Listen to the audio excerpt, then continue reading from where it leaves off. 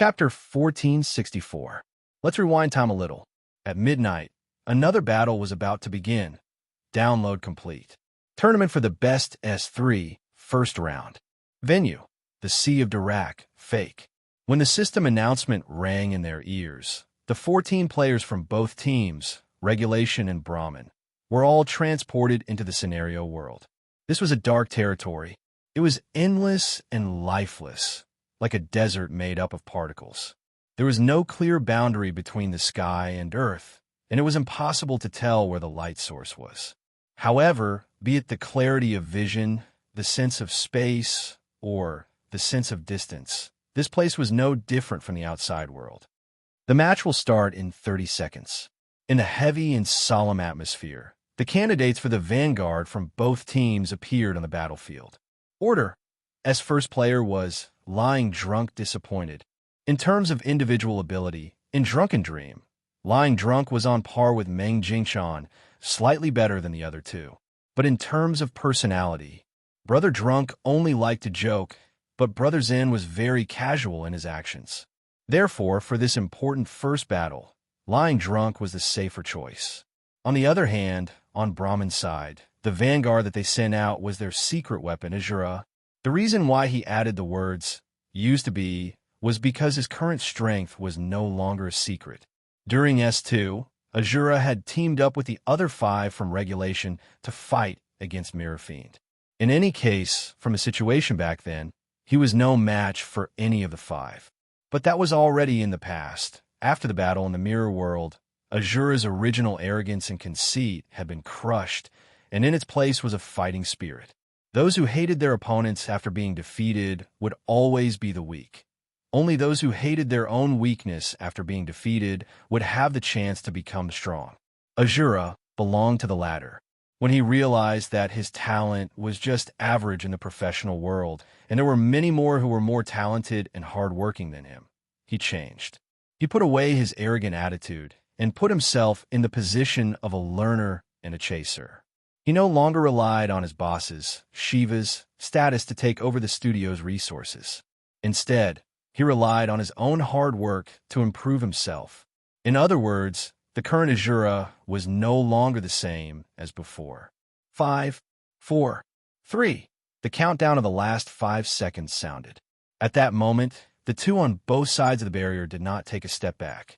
Instead, they rushed forward. They were less than 5 meters away from each other, and through the invisible barrier, they stared at each other. 2-1. Fight! Who? The moment the barrier disappeared, a fist energy shot out. Lying Drunk and Disappointed was indeed one of the best players in the game. When he saw that Azura was about to face him head-on, he thought of a plan. His first move was to use the 4th style of Sky Frost Fist, Flying Frost and Snow. This skill not only tightened the fist belt, but also had a certain ice attribute slowing effect. No matter if the opponent chose to block or fight back, they would suffer some damage. Ping! As expected, after an instant, Azura, who had raised his arms to block, dissolved the fist energy, but he could not avoid the frost effect, and he was forced into a passive state. Lying Drunk and Disappointed followed up with another attack, using his signature, Lightning Speed Fist, to meet the attack head-on. In an instant, the fist energy turned into lines and covered the sky, forcing Azura to retreat. He could only cross his arms to protect his head. A few seconds later, Azura's posture became lower and lower, and he could not even straighten his upper body. Hey, it can't be over so quickly, right? Lying Drunk complained in his heart because the battle had just begun and the opportunity to kill had appeared. Facing an enemy who had lowered his upper body and had limited vision and posture, there was a very suitable way to defeat him. Uppercut. There is a saying that went, "Rising Dragon is the best in the world, and a fist can break the sky." Lying Drunk was a person who fought with his fists, so how could he not have 1 or 2 Rising Dragon fist techniques? At that moment, he saw the opportunity and gathered all the fighting chi in his body and used the 100 styles Ghost Burning. His fists were covered in flames, and from bottom to top, he struck out along with the momentum of his body's half rotation. He thought that it was a sure win punch, but who would have thought? Just as the fist was about to strike, Azura, who had been holding his head in defense, suddenly stepped back at a speed that made it seem as if he had escaped Lying Drunk's line of sight. He retreated more than a meter away and easily dodged his opponent's skill. Oh, Lying Drunk, who missed his punch, did not show any signs of panic. He quickly retracted his attack, rearranged his posture, and muttered, "As expected, it's not that easy," even though he did not say it out loud. Lying Drunk could vaguely guess what was going on when he saw Azura's skillful dodging movements.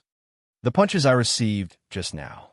A second later, Azura, who had retreated and stood still, looked into his opponent's eyes and said what his opponent was thinking. "Consider it as repayment for the care you all gave me during S2. He was referring to the 5 members of the First Order team who had saved and helped him during the battle with the Mirror Demon. Lying Drunk heard this and put on his signature frivolous smile. "So that's how it is. Just for this reason. You purposely let me attack first, right?" Azura didn't answer. He just silently increased his do-chi and assumed a new posture. The hidden meaning was, from now on, I'm going to be serious. Sigh, a brat will always be a brat. His thoughts and actions are too naive. Looks like I'll have to teach you what professionalism is and how to respect your opponent.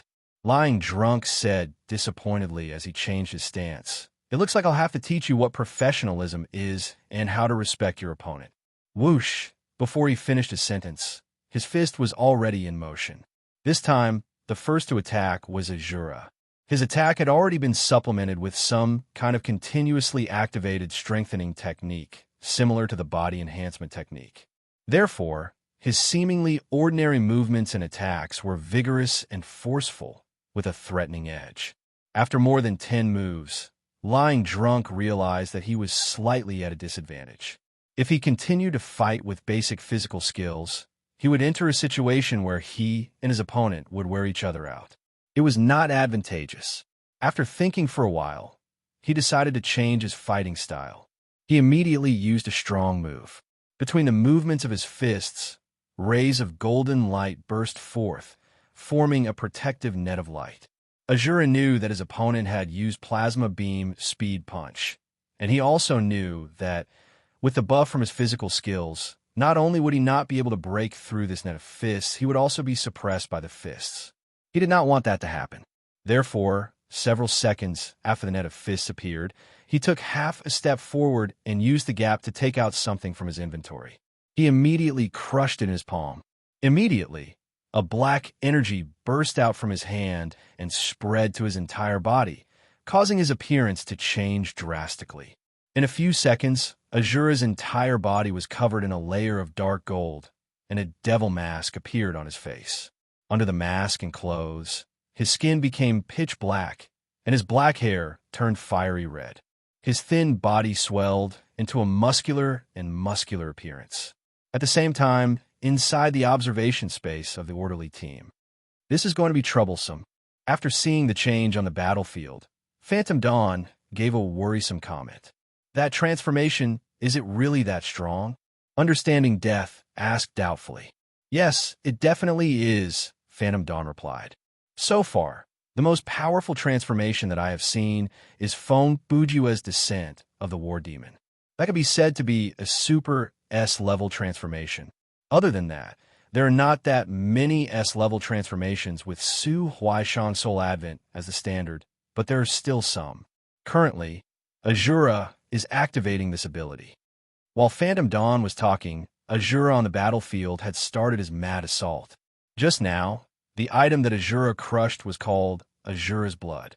This item was similar to the 8 Jingxia pill that Su Huaishan once used. It was a consumable item. Its effect was to allow the user to enter a state called Ultimate Martial Azura Transformation. Perhaps some of you still remember it. Actually, I know that basically no one remembers it anymore. If everyone remembers it, why would I write it down? This was the technique that the Ultimate Lu Bu used in the super-dimensional battle. Once activated, the user would turn into a true Azura demon god, and their combat power would increase exponentially. There was no doubt that Azura in this state was definitely stronger than Lying Drunk and disappointed. Furthermore, since the two of them were basically the same type of players, Both were fighters who focused on fist techniques. Once the gap between their main attributes was widened, the contrast in actual combat would be particularly obvious. Not long after, Azura broke through the net of fists created by the plasma lightspeed fist and launched a series of fierce attacks at the body of the drunkard. The fists of Azura landed on flesh, and the power seeped into his back. Wherever the energy was released, sweat and blood would evaporate instantly. Reclining drunk and frustrated was struck by this blurry vortex of chi to the point of being forced to retreat while blocking, and it was difficult for him to escape. But he did not give up. Professional players would not give up so easily. It was especially true for experienced veterans like Lying Drunk. Their tenacity was even more extraordinary. Everyone knew that in the field of professional players, no matter how long they had reached their peak or how high they had reached, once they passed the age of 25, they would go downhill. This was determined by human biology. Even though some events would require an older age, and there were very few exceptions, in general, in those events that required a high degree of control, players who were younger than 25 years old had a clear advantage. Lying Drunk was 25 years old this year. Even without others telling him, he knew that, as a professional player, he had passed his peak physiologically. But he was still one of the top, most stable, and most difficult players to deal with. Perhaps he did not have the reaction speed and growth potential of a teenager, but he had an advantage that those teenagers did not have: experience. A person who had experienced hundreds of battles would be able to judge the situation, sniff out opportunities, and be persistent in winning. These are not things that a newbie could compare with. Also, his mental fortitude had long been trained to the point where he could remain calm even if Mount Tai collapsed in front of him. Great players were great not only because they had fast reaction speed, excellent control, and outstanding awareness. People who had these abilities could be called strong, but to become great, they also needed a tenacious spirit and a steel-like will. Lying Drunk and disappointed was a professional gamer who was worthy of the word great. When he played other games in his early years, he would still fight seriously in a situation where others thought he could surrender in 10 minutes or so. He would fight for 40 minutes, 50 minutes, even if he was abused to the point that it was unbearable to look at. As long as the game was not over, he would still think of ways to fight back. He would do everything he could to exchange for even a 1% chance of a comeback. His logic was simple. Assuming that in 100 matches where the wind was against the wind, there would only be one comeback, then he would be able to win that match, and those who gave up early would never have that chance. This ratio was the same for 1,000 matches or even 10,000 matches, and this theory was the starting point for Lying Drunk as a professional player. Now, Lying Drunk, who was completely overwhelmed by his opponent in terms of raw power, had reached the point of despair. But he did not lose his calmness and determination to win. While he tried his best to minimize the damage to his body, he thought, the difference in physical skill is too big. Parrying like this is already my limit. If I continue to be attacked like this, my life points will be depleted. There are no items that can change the situation or buy time. Unless I can temporarily escape from this continuous oppression, I won't be able to use a skill to take the opponent down with me. When these thoughts flashed through his mind, Lying Drunk's life points had broken through the danger line of 20%. He did not have the time to wait anymore. On the other hand, Azura seemed to have sensed his opponent's situation. He immediately took a deep breath and increased the power of his punches by a few degrees. In fact, for Azura, the current battle situation could not be said to be in the bag. Ultimate Martial Shura transformation was a transformation that placed a heavy burden on the body. Even Lu Bu from Wushuang Plains could not use it for too long, or else his life would be in danger. Azura was a player, so the time he could use this skill was even more limited. Therefore, he did not dare to let his guard down. He tried his best to finish off his opponent with one round of punches. At this tense moment, Lying Drunk suddenly roared and did something unexpected. He gritted his teeth and used his chest to take a punch. Then, he used the touch style of a soft punch to grab Azura's wrist. This move, theoretically speaking, it was not that useful because Azura's strength was above his. Even if his wrist was grabbed, the punch could be pulled back. But Lying Drunk's intention was not there. He did not plan to stop his opponent from pulling back the punch. But whoosh! In the next second, reclining drunk and disappointed actually retracted his body and coiled around Azura's arm like a snake. Relying on the momentum of his touch move, he coiled around Azura's arm. It turned out that Lying Drunk's idea in this desperate situation was to use a lock-on skill. If Fong Bujua's lock-on skill was professional level, then Lying Drunk's lock-on skill was van level. Including him, players like Seven Kills, Laughing Question the Heavens, Great Brahma, and so on, who were proficient in hand-to-hand combat. All of them had specialized in lock-on skills. Of course, under normal circumstances, very few players of this level would actively use lock-on skills. This was because this type of skill could only delay the battle in the later stages of the game. It could not determine the outcome of the battle. Furthermore, in terms of entertainment value, compared to fighting with fists and legs or releasing shockwaves, a lock-on skill fight was tiring and ugly. Do you want to win that badly? Half of Azura's body was bound by the opponent, but he was still standing. This meant that his current strength was enough to support Lying Drunk's weight while he wrestled with the lock-on skill.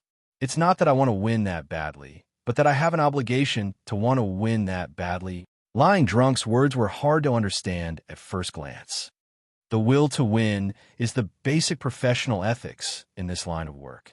I don't even consider or measure how much I want to win, because it's natural for me to try my best to win.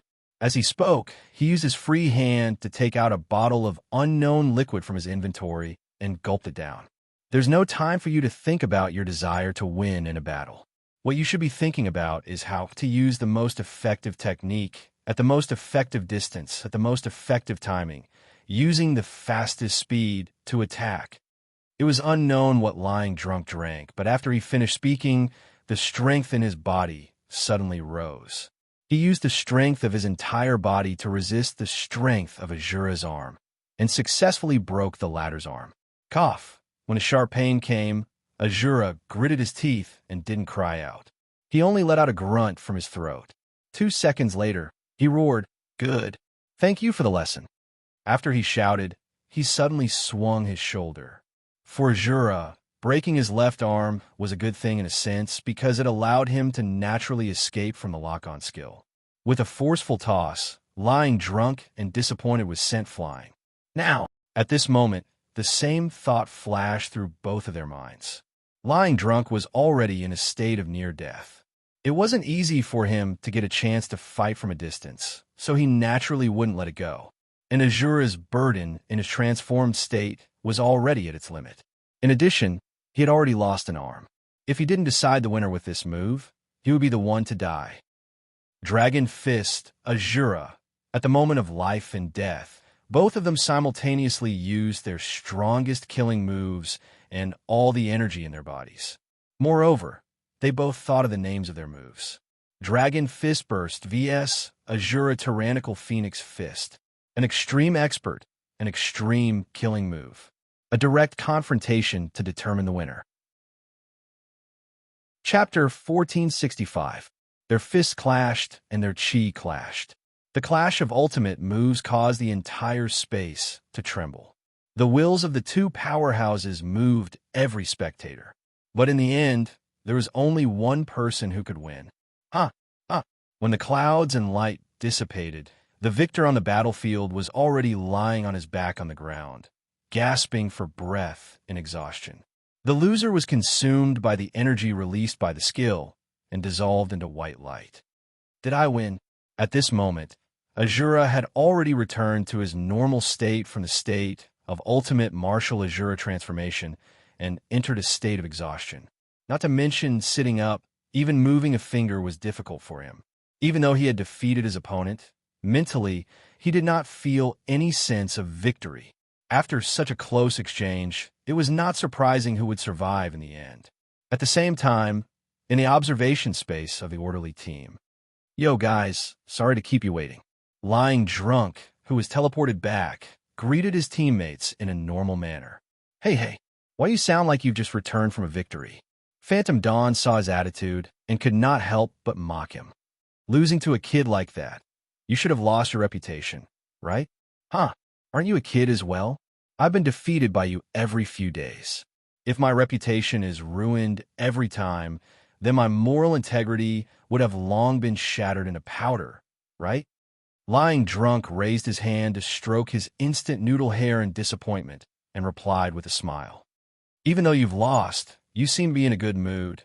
Understanding Death looked at him and said with narrowed eyes, "Ah, because the fight was quite enjoyable," Lying Drunk said with sigh. "Moreover, since the results are out, there's nothing to worry about." Lying Drunk said disappointedly. Burp. At this time, Zen Dream hiccuped and added sigh. "In terms of mentality, you are still the best. This kind of professionalism of not giving up and not relaxing until the end of the match, and once the match is over, no matter the result, you can let yourself go is really enviable." "Humph," Sashimi continued. "You're the one who lets yourself go wherever you want. You're the one who has no right to say that.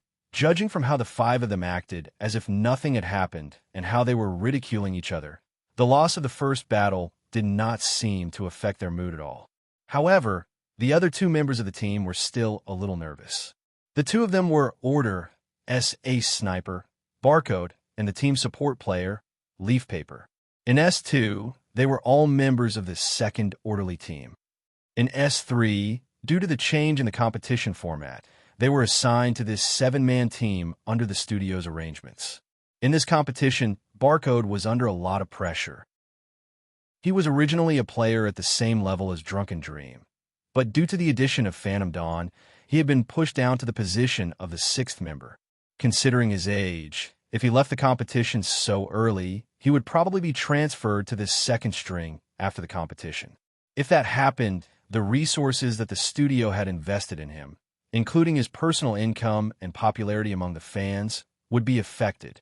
These were all very realistic problems, and they were also problems that every professional player who was nearing the age of retirement had to face. Other than that, there was also pressure on Leaf Paper's side. Her situation was similar to Jiang Hu's Enigma. Even though she was still participating in the competition, she was already in a semi-retired state. After S3 ended, she was ready to move to the management of the company. And as a member of the quasi-management team, she certainly didn't want her team to fight to their heart's content without any regrets, only to be eliminated in the first round. "You bunch of people," as she expected, after listening to the happy conversation between her team members. Leaf Paper's face darkened, and she slowly said, "Have you all come to your senses?" When the others heard Leaf Paper speak, and her tone was not friendly, they quickly shut their mouths and turned to listen to their leader. CO. Lying Drunk was not dumb. When he communicated with his leader, he was very obedient.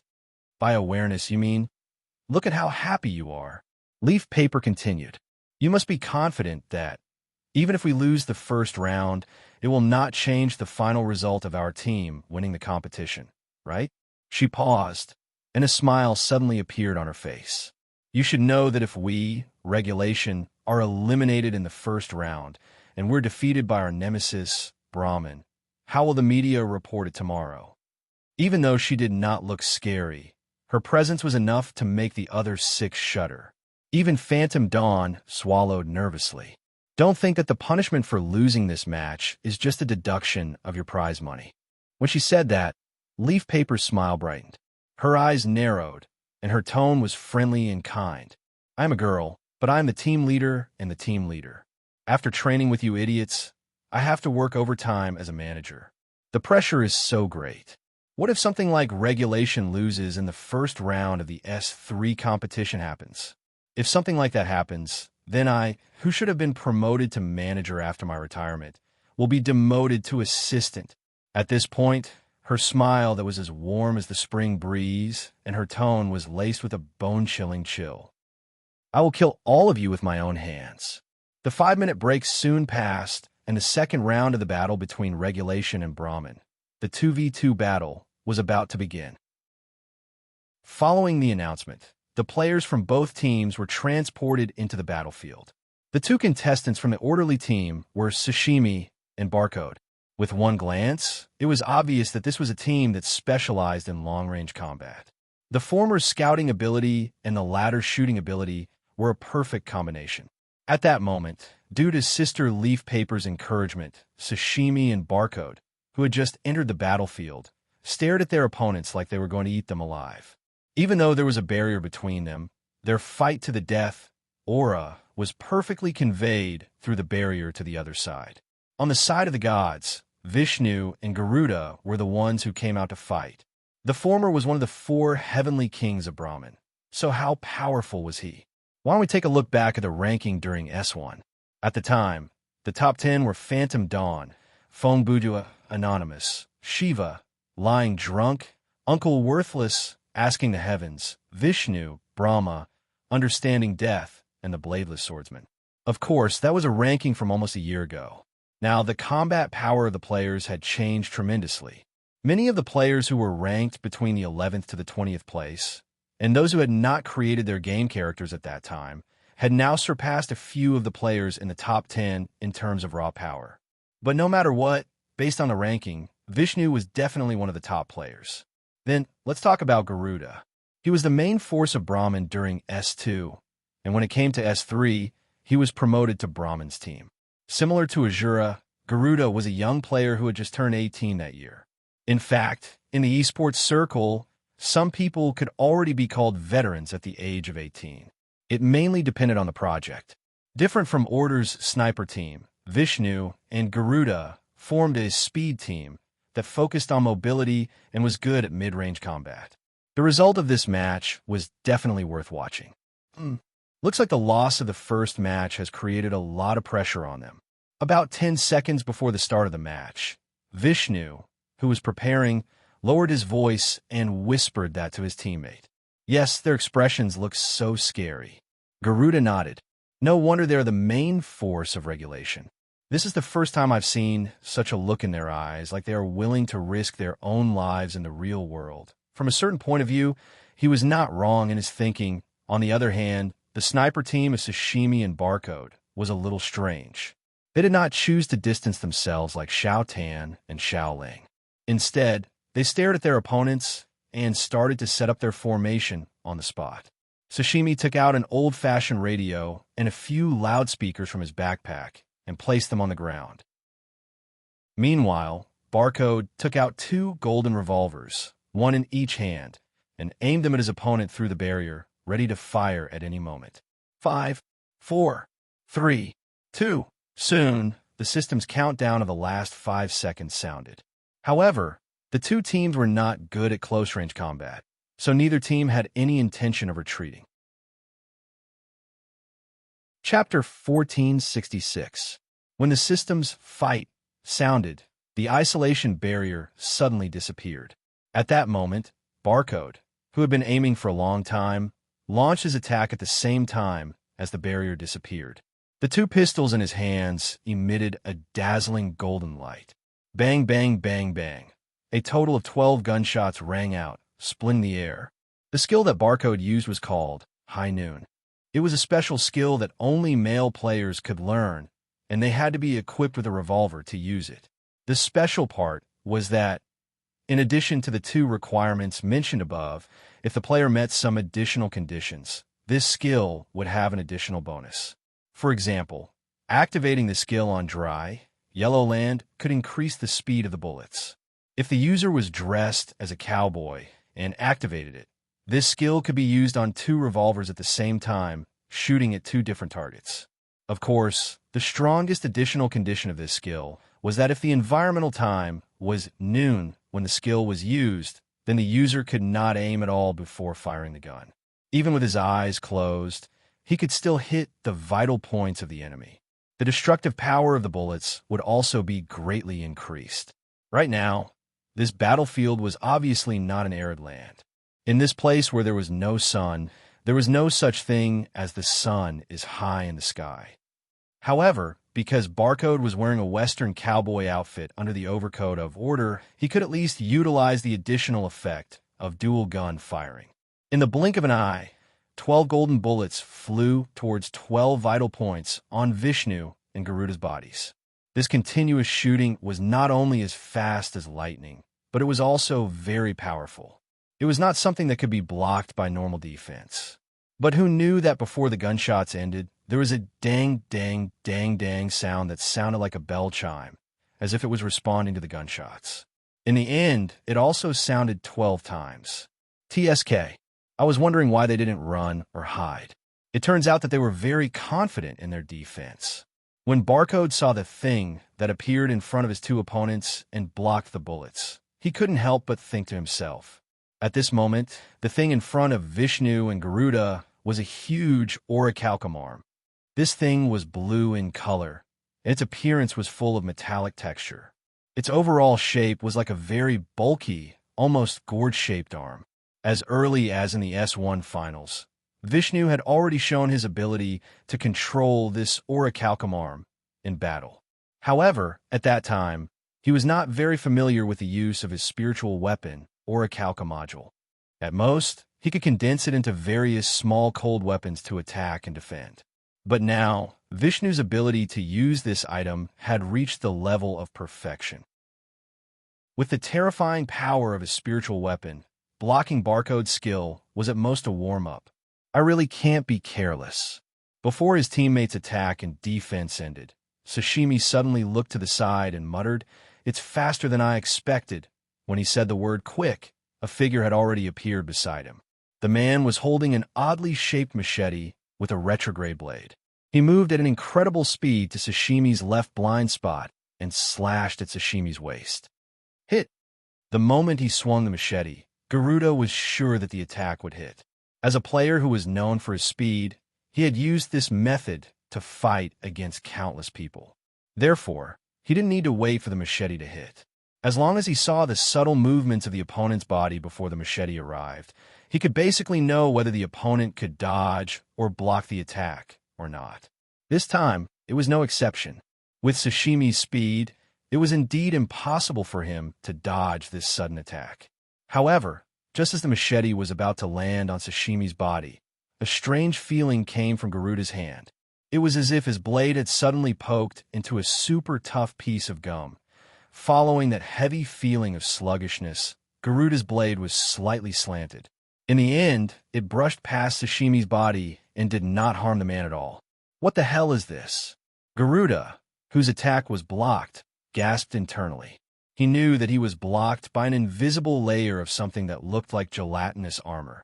But the thing that frustrated him was, before the competition, he had not heard from the data analysis team that Sashimi had this kind of power. Thankfully, this was a defensive skill. If it was a counterattack skill, it would have been hard to tell how big of a threat this kind of thing would have been. Even though you are very fast compared to those monsters, you are still too slow. 1 second later, Sashimi continued where he left off and snapped his fingers.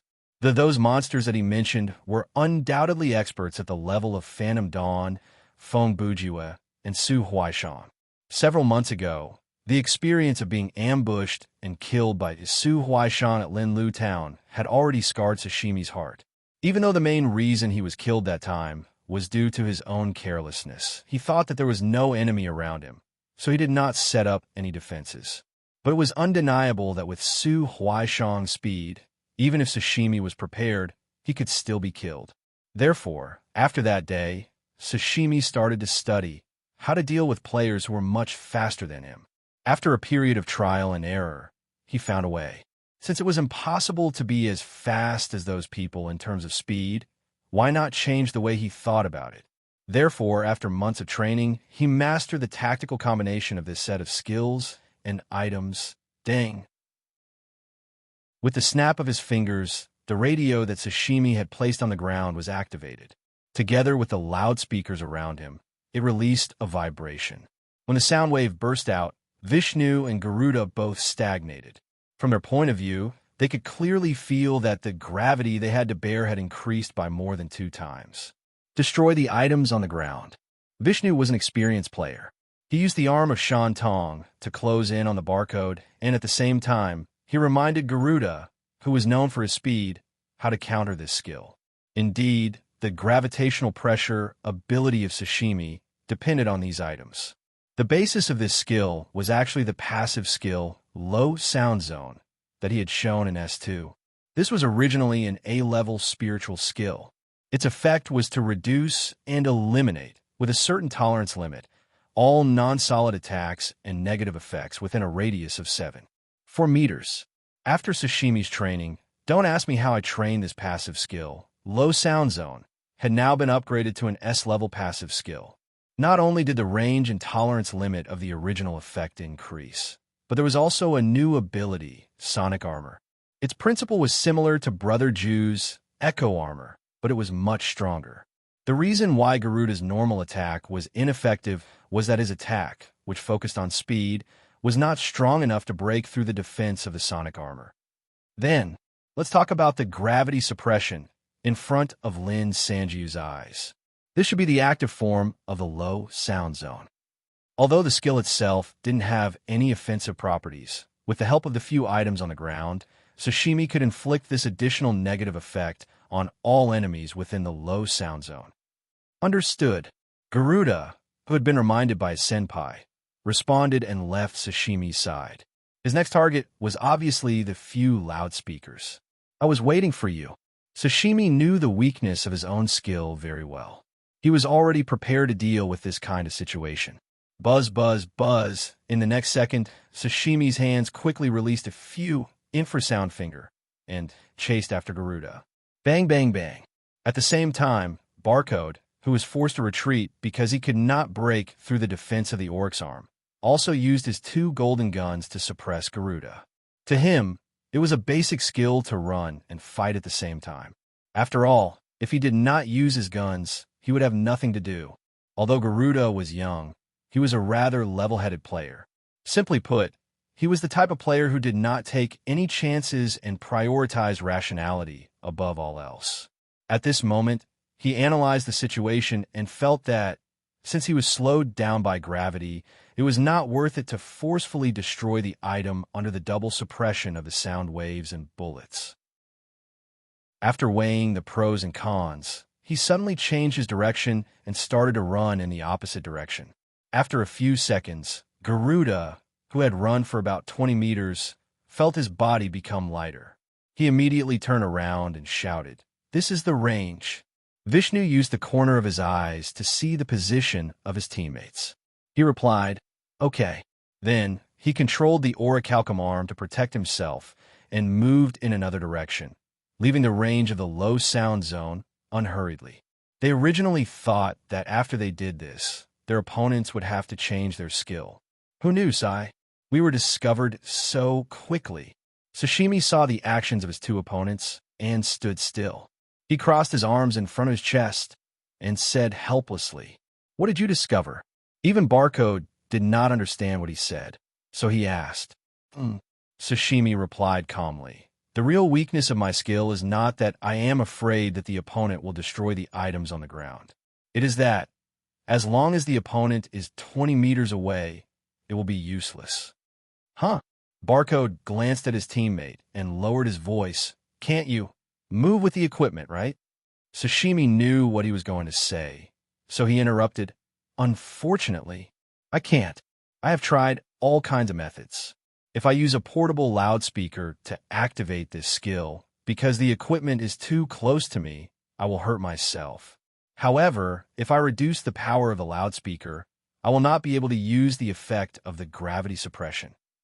After he finished speaking in his usual cold-faced, sarcastic tone, there was about 5 seconds of awkward silence. After 5 seconds, Barcode looked at him with a hopeless expression and replied calmly, "Oh, isn't your reaction too calm?" Sashimi said calmly, "If you have something to say, just say it. There is no need to hold it in." "Okay." Barcode added another word. Then he took a deep breath and shouted at his teammate, "You King beep is just a Joe beep." The secret move that he claimed to have been secretly practicing for a few months was actually such a lousy thing. It is not even as effective as a public square dance. Sigh. I am in despair as well. Sashimi did not deny the fact that he was a joker. After studying it for a long time, I realized that as long as I have mastered a certain skill, I will be able to compete with those monstrous geniuses in their field is a false proposition. Do you need to think for a long time to understand such a trivial matter? How embarrassing. You beep, beep. You should have asked me earlier. I could have given you the answer in 3 seconds. If there was such a method, I would have kicked Phantom Dawn back to the first team already. It seemed that Barcode had suffered a great deal from being cheated. At this moment, his desire to curse had already erupted uncontrollably. At the same time, in the spectator's space, Yi Ji, who was watching the situation on the battlefield, lowered her head and held her forehead. She looked like she wanted to cry, but no tears came out. She sighed and said, "Two big idiots." This time, the S3 competition would not broadcast the situation in the spectator space to the public. However, the situation on the battlefield would be broadcasted live and recorded. One could imagine how Yi Ji, as the team leader, the default scapegoat, would feel when she saw her team members fooling around on the battlefield. So, they are fighting amongst themselves. On the other hand, Garuda had heard the conversation between Sashimi and Barcode. After all, they were not speaking softly. As a professional player, no matter what happened to the enemy team, even if they were openly scolding each other, AFK, or giving away their lives, they would still fight as they should. Therefore, when Garuda saw this situation, he did not hesitate to take advantage of this opportunity. Once again, with his advantage in speed, he circled around in an arc and killed his way to the back of the enemy. This time, his target was Barcode. Since Sashimi had such a high defense, he decided to target Barcode, who had a marksmanship mastery. That was a logical decision. Garuda's blade was fast. Even though he had returned to the edge of the base zone, the burst of speed was still top-notch. Barcode's physical skill was not fast enough to keep up with this speed, and his main focus was on yelling at his teammates. Who? Instantly, the reverse blade slashed through the air. As the wind picked up, there was a flash of blood. It was blood that came from the mouth, and the owner of the blood was Garuda. When his feet left the ground and he flew into the sky upside down with a shocked expression on his face, he realized in hindsight that he was really too young and too simple. Chapter 1467. As everyone knew, the members of the orderly team had a good relationship with each other. Even if they complained about each other during the competition, no one would find it strange. However, the duel in front of them was unusual. Facing an opponent like gods, it was impossible for any team to hold back.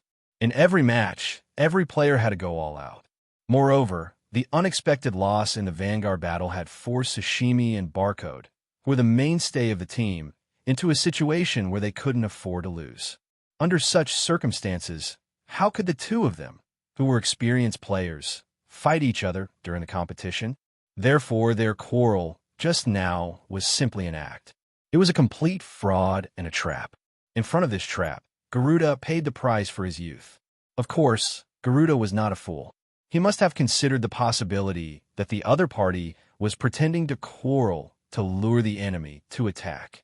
The reason why he still chose to launch a surprise attack was naturally because he was quite confident in this action. Garuda judged that even under the influence of double gravity, compared to the Sashimi and the Barcode, he still had a slight advantage in terms of speed. Even if the two of them were just putting on show to lure him over so that they could launch a counterattack, as long as he was prepared, he would be able to immediately withdraw his attack and escape and scathe the moment he clashed with them. But what if the two of them were really quarreling? Wouldn't he succeed?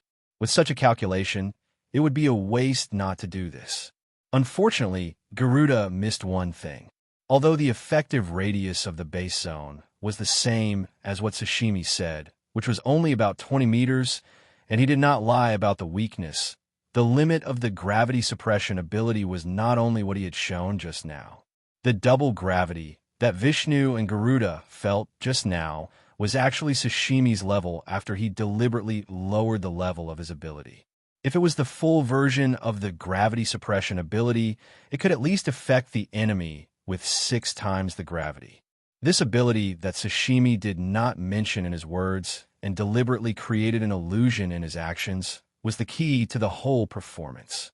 When Garuda rushed to the Barcode, who just happened to be standing at the edge of the base zone, he chose the most reasonable detour route, so he was not affected by the gravitational pressure. It was not until the moment he launched his attack that Garuda stepped into the low-pitched zone. By then, he had stopped moving and concentrated his strength on the hand holding the saber. Even if he had noticed the gravity at that moment, it was too late. He had already swung his saber. Even though he had prepared himself beforehand and was ready to withdraw his hand, the unexpected gravity had slowed him down by more than 50%. For a moment, he was stuck between a rock and a hard place. At the same time, Barcode, who had been waiting for this attack, while both sides were prepared, his hands were obviously faster, and his mentality was also more stable than his opponent, who had encountered an unexpected situation. Barcode didn't even turn his head as he placed his right hand under his left armpit. He straightened his index finger and thumb to form a right angle and made a pistol gesture. He then pointed it backward through the cape on his back. Suddenly, the cloak with the word "order" had a hole the size of a bowl. Then the invisible force that passed through the cloak hit Garuda right in the middle of his body. This silent, shadowless, and invisible skill was one of Barcode's killer moves. It was called pistol. It was a real handgun. He only needed to make a gun gesture with his hand, and he could fire. There was no ammunition or sound, but the shooting effect was there. After Garuda was hit by the non-existent bullet at close range, more than half of his life points were gone. He coughed up a mouthful of blood, but it was not over yet. The impact of the huge impact sent him flying in the air, and he could not move his body at will for the time being. Sashimi and Barcode, one of them used hearing, and the other used seeing. In just 1 second, they had confirmed that their opponent was now in a long period of hard stun, referring to the continuous process of a certain action in an action game where the player could not enter a command to continue the action. How could the two of them miss such a good opportunity to attack? Immediately, a round of combined attacks of infrasonic finger and golden gun burst turned Garuda into a sieve. In this way, the two members of the orderly team were almost unharmed, but Brahmin had lost one member. Everything happened so fast. From the moment Garuda rushed out to the moment he was shot to death, it was only 6 or 7 seconds. Vishnu did not have time to do anything. After he witnessed his teammate being schemed against and killed, he could only sigh and murmur to himself, "Sigh, if I knew this would happen, I should have told him in the spectator space to use all his ultimate moves at the beginning of the battle. At least he could have caused some damage. It's too late to make arrangements when the battle is about to start." Sashimi's ears were quite sharp. Even though Vishnu's voice was very soft, he still heard it. He even said, "The brats on your side, not only do they lack competition experience, but their vigilance and reaction to unexpected situations are also very poor. It seems that you guys did not use too much force during the training. I don't think, if we were to use more force on them, they would be able to cope with your performance just now." Vishnu replied, "Besides, isn't this plan the result of your discussion during the break time?" Vishnu's experience was much better than Garuda's. The sacrifice of his teammate provided him with a lot of information that he did not know before the battle. He also realized that the cooperation between Sashimi and Barcode was not improvised. It was premeditated. When Sashimi used gravity suppression for the first time, the plan had already started. He predicted that his opponent would definitely leave the base zone when he was hit by gravity suppression. Once that happened, he would immediately follow the plan and quarrel with Barcode. While he used words to distract his opponent, Barcode would take the opportunity to slowly move to a specific position at the edge of the base zone. Barcode would then face the inner part of the base zone with his back facing outwards to lure his opponent to attack. For a player who specialized in shooting, the sense of distance was life. As long as Sashimi told him the core point and radius of the base zone in advance, he should be able to stand there with his eyes alone. All in all, although this plan was not very complicated, it had to be communicated in advance before it was executed. The real difficulty was not in the quarrel. Of course, the quarrel part was played by both of them, so it was very successful, but how to complete the other parts of the plan without anyone noticing. No. Unexpectedly, Sashimi denied Vishnu's words and replied, "This plan, we did not discuss it during the break time." "Yes," Barcode said, "the performance earlier can only be used on the rookies in your team. If they were to fight against the 4 heavenly kings, it would be meaningless. However, before the teleportation, we did not know who you would send this round. So, how could we arrange this plan in the spectator space in advance? That's right. Vishnu could not help but think to himself. Before being teleported into the battlefield, no one knew who the opponent would be. Unless they were certain that Garuda was going to fight this round, there was no reason for them to use this plan in advance. Yes, this plan did not make sense at first glance, but the truth was actually very simple. After they entered the battlefield, they discussed this plan in front of the two members of the godly team. Just before the end of the teleportation and before the start of the battle, during the 30 seconds of preparation time, Sashimi told Barcode about the plan with his back facing the two members of the godly squad. He took out something from his backpack as a cover and used private voice sending. As for Barcode, although he did not know the skill of secret voice sending, he only needed to reply in a very soft voice, so soft that even he could not hear it clearly. After all, Sashimi could hear the voice at that frequency. Therefore, these two were old foxes. As soon as they saw a young man, who was actually only 6 or 7 years younger than them, they started to think of a plan. Of course, this was also related to the pressure. If it were in normal times, Sashimi and Barcode would not use this kind of strategy, but in order to avoid being killed by Yiji, they had to try their best. Oh, fine. Vishnu thought about the question for a while, but he could not come up with an answer, so he simply gave up the idea. He did not want to think about this kind of thing that had already passed and affect the upcoming game. On the other hand, the two members of the orderly team would certainly not take the initiative to expose the secret communication method. They might use it in the future game. No matter how you did it, congratulations on changing the situation to a 2 versus 1 situation. 2 seconds later, Vishnu continued, but you should know that I am not that easy to deal with. This kind of thing, Barcode took the opportunity to finish his sentence. At the same time, he put away the golden revolver in his hand and took out a shotgun that looked like a Remington M870, but with many tentacles on the gun body. We know even if you don't say it. The verbal confrontation came to an end. This seemingly peaceful conversation was, in fact, a short game of chess. When Garuda died, Vishnu, who was in a 1 versus 2 situation because of his teammate's death, as the weaker party, naturally would not immediately take the risk. And the two members of the orderly team who had the upper hand in the battle also wanted to buy some time for their skills to cool down and recover their stamina.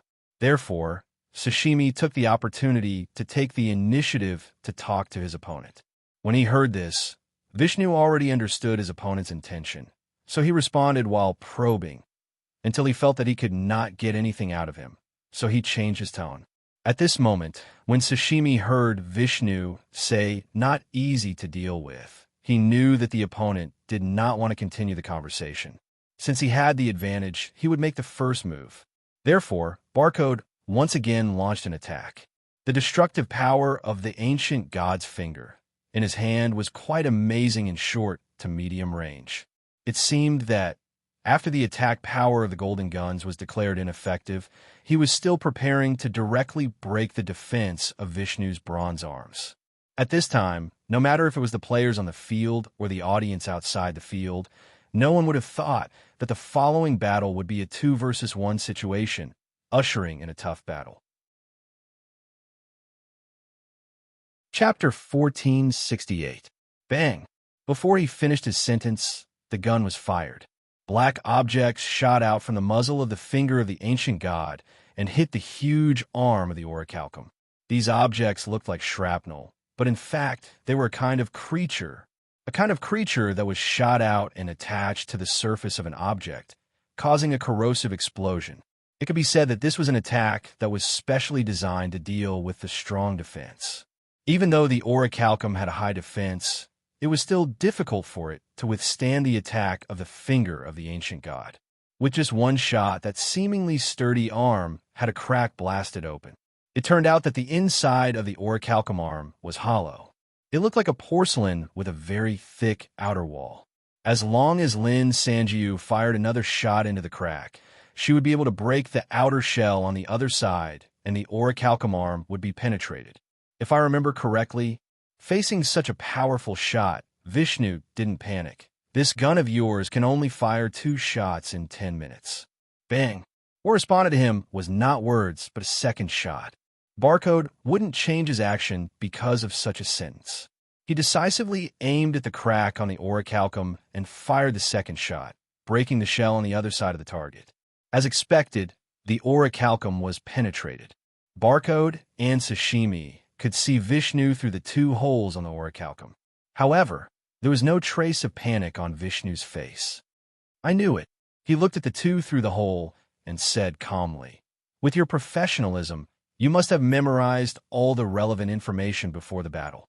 He paused. "So, you were so determined to fire the second shot."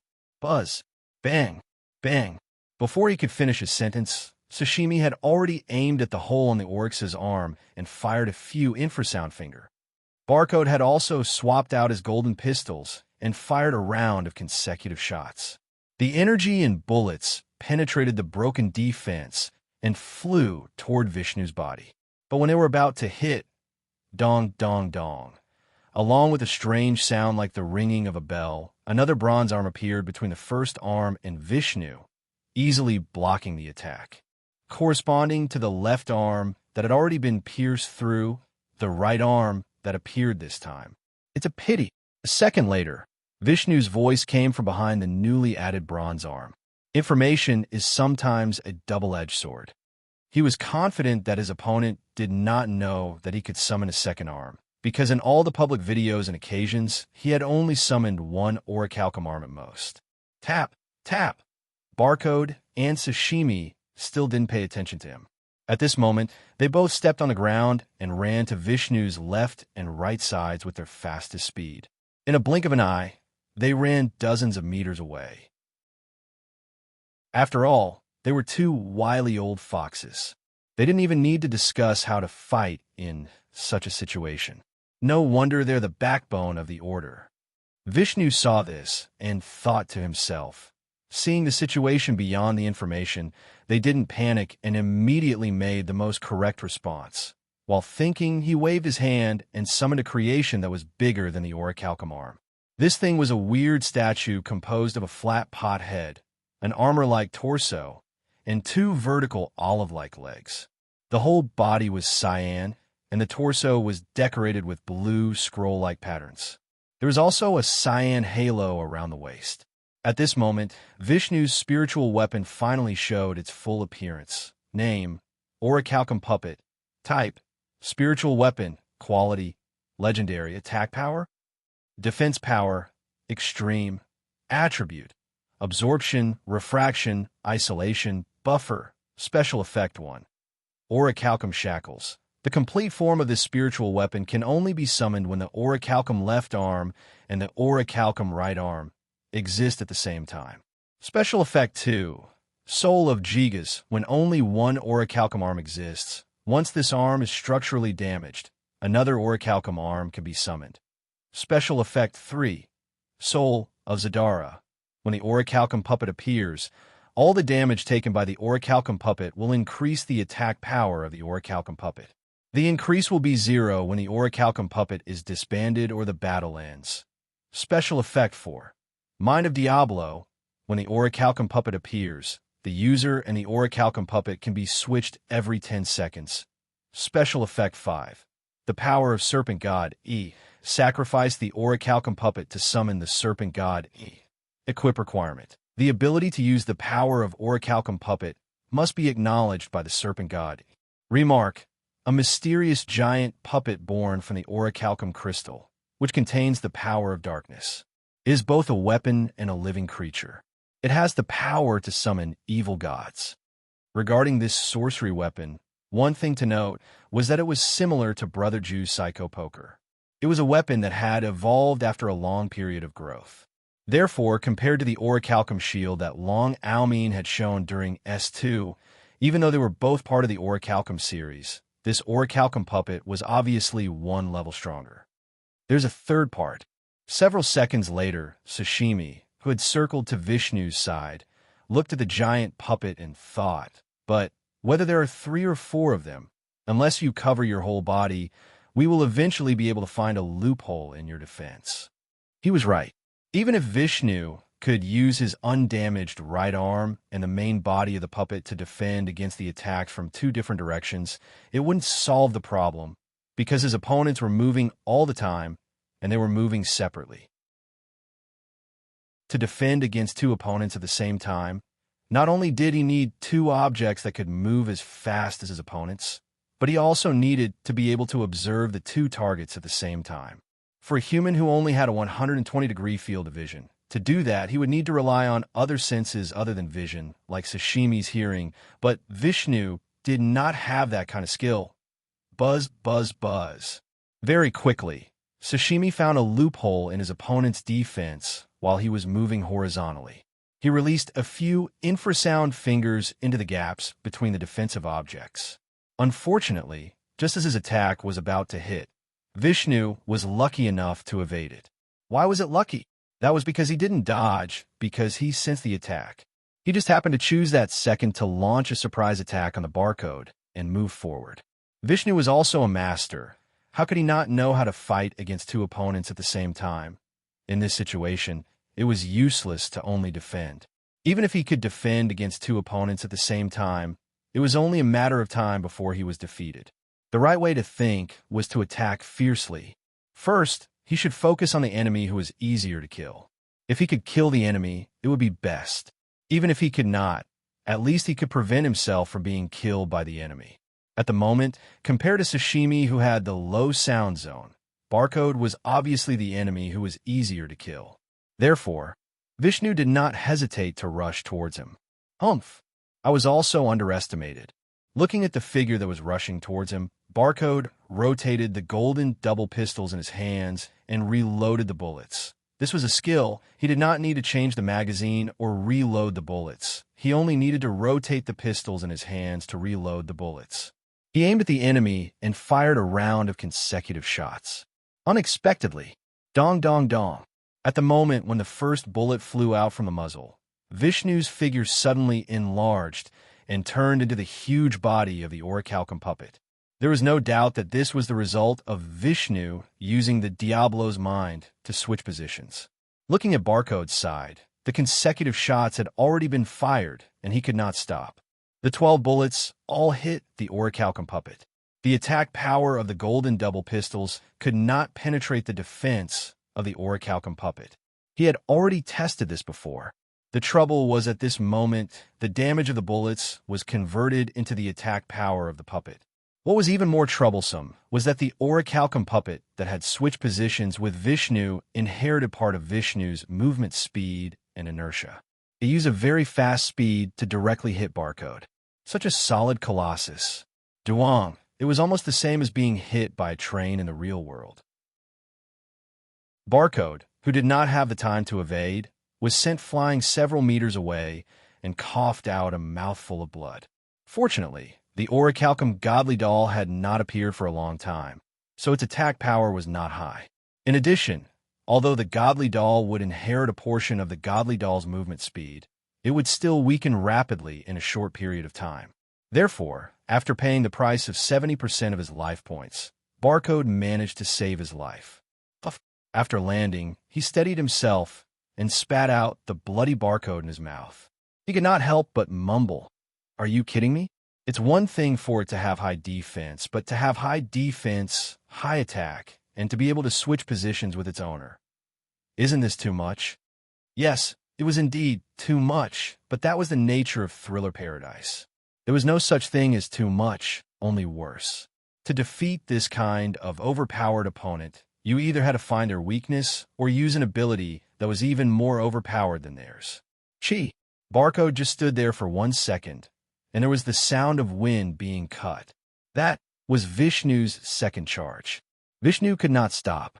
If he did, the sashimi would come to his aid at any moment, and even worse, the opponent would gain time to think. Thinking was the foundation of breaking a skill. If the opponent figured out that the cooldown for exchanging positions was at least 10 seconds, or some other weakness through observation and thinking, then it was possible to use this to counter the opponent's plan. Bang, bang, bang. Just as Vishnu returned from his previous position, the orichalcum puppet's attack did not stop. The Colossus was like a seal as it smashed at Barcode. Every time it missed, there would be a heavy thud against the ground. However, although the attack was powerful, its speed was not fast. Barcode only needed to jump back and dodge it effortlessly. At the same time, about 10 meters away, the left and right arms of the orichalcum were also flying toward Barcode. However, the movement speed of these two parts could not be compared to the owner's actual body. If Barcode continued to move away, who knew how long it would take for these two arms to reach him? Only Vishnu's own speed is comparable to ours. On the other hand, Sashimi, who had rushed to help, overtook the two arms in the blink of an eye. He followed closely behind Vishnu. While running, he was thinking, the three things that he summoned. It is hard to tell when they are in a fixed position, but once they move in a straight line, their maximum speed is obvious. So far, in a mobile battle, the two arms are basically useless. Now, the problem is the switching ability between him and the Colossus. Just as he was thinking, suddenly, Vishnu, who was running with his back facing him, suddenly stopped and turned back. He was lying on his side as he charged towards Sashimi. At that moment, Sashimi cursed in his heart, but he wanted to do something, but it was too late. Duong, even though Sashimi had already stepped on the ground to stop, he was still hit by the orichalcum puppet that appeared after the switching ability. At the same time, Vishnu's actual body appeared in front of Barcode. He condensed a broadsword made of orichalcum crystal in his hand, and without saying anything, he slashed at his enemy. Sigh, I didn't want to use this skill in the first round. Barcode looked at the sword that was gradually approaching him. He knew that he did not have many life points, so he sighed in his heart. But things have come to this, and the opponent is a god. Even if I use it, the higher-ups won't be able to say anything.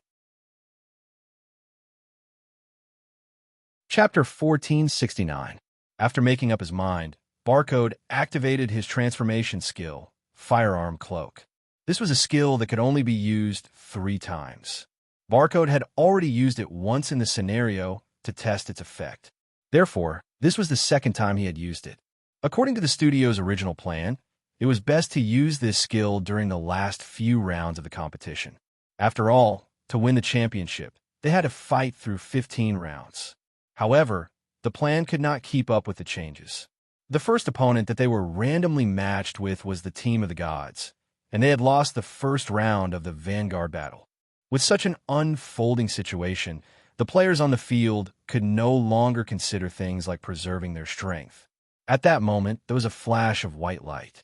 Barcode's arms were transformed by the white light and turned into 2 black mechanical arms. Dang! Facing the slash from orichalcum, Barcode raised one of his arms and blocked it easily. The sharp blade did not even leave a scratch on his arm. Vishnu saw that his opponent had used a transformation that was not mentioned in the information before the competition. Although he was cautious, he did not intend to stop. After all, he was fighting 2 people at the same time, so he did not have the time to stop and observe. Once he stopped attacking, the temporary advantage that he had gained earlier would be gone. Therefore, after Vishnu's first slash was blocked, he immediately moved his body and took a step forward. With a twist of his wrist, he performed another series of slashes. Orichalcum's crystal could condense into any shape of cold weapon, but Vishnu had chosen a broadsword. This showed that he was very confident in his swordsmanship. Of course, his swordsmanship was different from Child Jian's and Brother Zen's swordsmanship. The heavy broadsword was not suitable for swordsmanship that focused on speed and change. This kind of swordsmanship focused on using the weight of the weapon and the user's strength to suppress the opponent. Dang, dang, dang. Vishnu obviously knew this very well. As he attacked, the tip of the sword in his hand flicked, parried, chopped, and pressed. Every move was extremely efficient and dangerous. Even though Barcode was already in a powerful state of transformation, he was still suppressed to the brink of breaking through Barcode's defense, making it difficult for him to defend. At the same time, in the distance, Sashimi, who was knocked away by the orichalcum doll, had stabilized himself. He took out a loudspeaker from his inventory and kept on attacking. A howling cannon shot out from its mouth with the help of the unique sound amplification weapon, and after being strengthened by several times, it hit the torso of the mountain copper godly doll. Along with a series of cracking noises that sounded like the ringing of a bell, the orichalcum godly doll's body was penetrated. The hole was even bigger than the one created by the ancient god's finger. It was so big that a dolphin could jump around in circles. Is it broken through? Sashimi adjusted the distance between himself and the target as he stared at his opponent. No, that's not right. The left arm was pierced through as well, but it can still move. His conjecture was correct. As long as the overall structure of the orichalcum divine doll was not damaged and its mass was above 50%, it could continue to move. In fact, the more damaged the exterior of the orichalcum god doll was, the more one had to be wary of it. This was because after its quality dropped, its speed would increase correspondingly. Furthermore, the damage done to it would become the attack power of the god doll. Just as Sashimi was deep in thought, there was another gust of wind. The giant shadow of the god doll disappeared and was replaced by Vishnu's figure. This time, Vishnu did not switch positions to attack. He had to switch positions to defend himself. 2 seconds ago, Barcode on the other side of the battlefield put his arms together and fired a blazing incinerator cannon. Even though the information provided did not mention this skill, just by looking at the posture and the energy particles gathered before the skill, one could tell that it was going to be a large-scale fire energy blast. Of course, Vishnu could not use the broadsword in his hand to block the attack. Even if he used the shield made by Oricha, he would not be able to block the attack. Therefore, he could only switch positions to dodge the attack. The result of his passive switch position was Sashimi's attack immediately after he appeared, and he was injured and lost a lot of HP. Fortunately, the mountain copper godly doll had lost almost 1/3 of its mass, melted by the high temperature and fell off, and it successfully took on the powerful high-temperature attack. This is so difficult. After Vishnu was injured, he could not help but murmur. At the same time, he gritted his teeth and tried to fight back. At this time, the left and right arms of the mountain copper godly doll flew to the back of Sashimi. Vishnu took the opportunity to control the 2 giant arms to attack Sashimi from 3 sides. However, Sashimi, who had the ability of hearing, knew that there was an object behind him. He was prepared for it. He calmly used a backward somersault to dodge the attack. Then, he increased the distance between them and used the infrasound finger to suppress the attack. On the other hand, Barcode didn't stay idle. Since he couldn't hit Vishnu's real body, he might as well attack the orichalcum godly doll in front of him. After all, he had a lot of firepower during his transformation. Barcode directly went into the hollow body of the godly doll through the hole created by Sashimi's attack. He raised his 2 mechanical arms and started to hit the godly doll in all directions. The godly doll's outer shell was deformed from the inside out. It looked like a durian. It's about time. When Sashimi said this, a smile appeared on his emotionless face under his bowl. Although he suffered quite a bit in the beginning, once the weakness of your summoned creature, he didn't know that it was actually a spiritual weapon, was exposed, it seemed very powerless. There were 2 main weaknesses that Sashimi mentioned, or rather, he had seen through them. First, the mountain copper godly doll's ability to fight independently was too weak. When Vishnu's attention was elsewhere, for example, when he was focused on the fight with his body, then the mountain copper godly doll that was far away from him would be in an uncontrollable state. It could only do some simple actions, and it was not a threat at all. Second, in order to maximize the power of transposition, there must be a certain distance between the body and the mountain copper godly doll. It would be best to keep both of them in a constant state of movement. This point, when facing an enemy with outstanding defensive ability who could stand still and withstand the attack of the body, it would be hindered. Needless to say, when the distance was increased, the weakness would immediately be highlighted. Sigh. I thought that with the first 2 transpositions, at least one of them would be killed or disabled. Vishnu responded timely. I didn't expect that Barcode had the ability to transform and increase the attack and defense of the Mountain Copper Godly Doll. I can only say, no wonder he is a member of the Order. Saying this, he sighed deeply again. To be honest, the pain of fighting one against two would be known by those who fought. However, Vishnu did not give up because he still had a last resort. At that moment, Vishnu knew that he could no longer pose a threat to the Mountain Copper Godly Doll, so he decisively activated the strongest special effect of the Mountain Copper Godly Doll, the power of Serpent God E.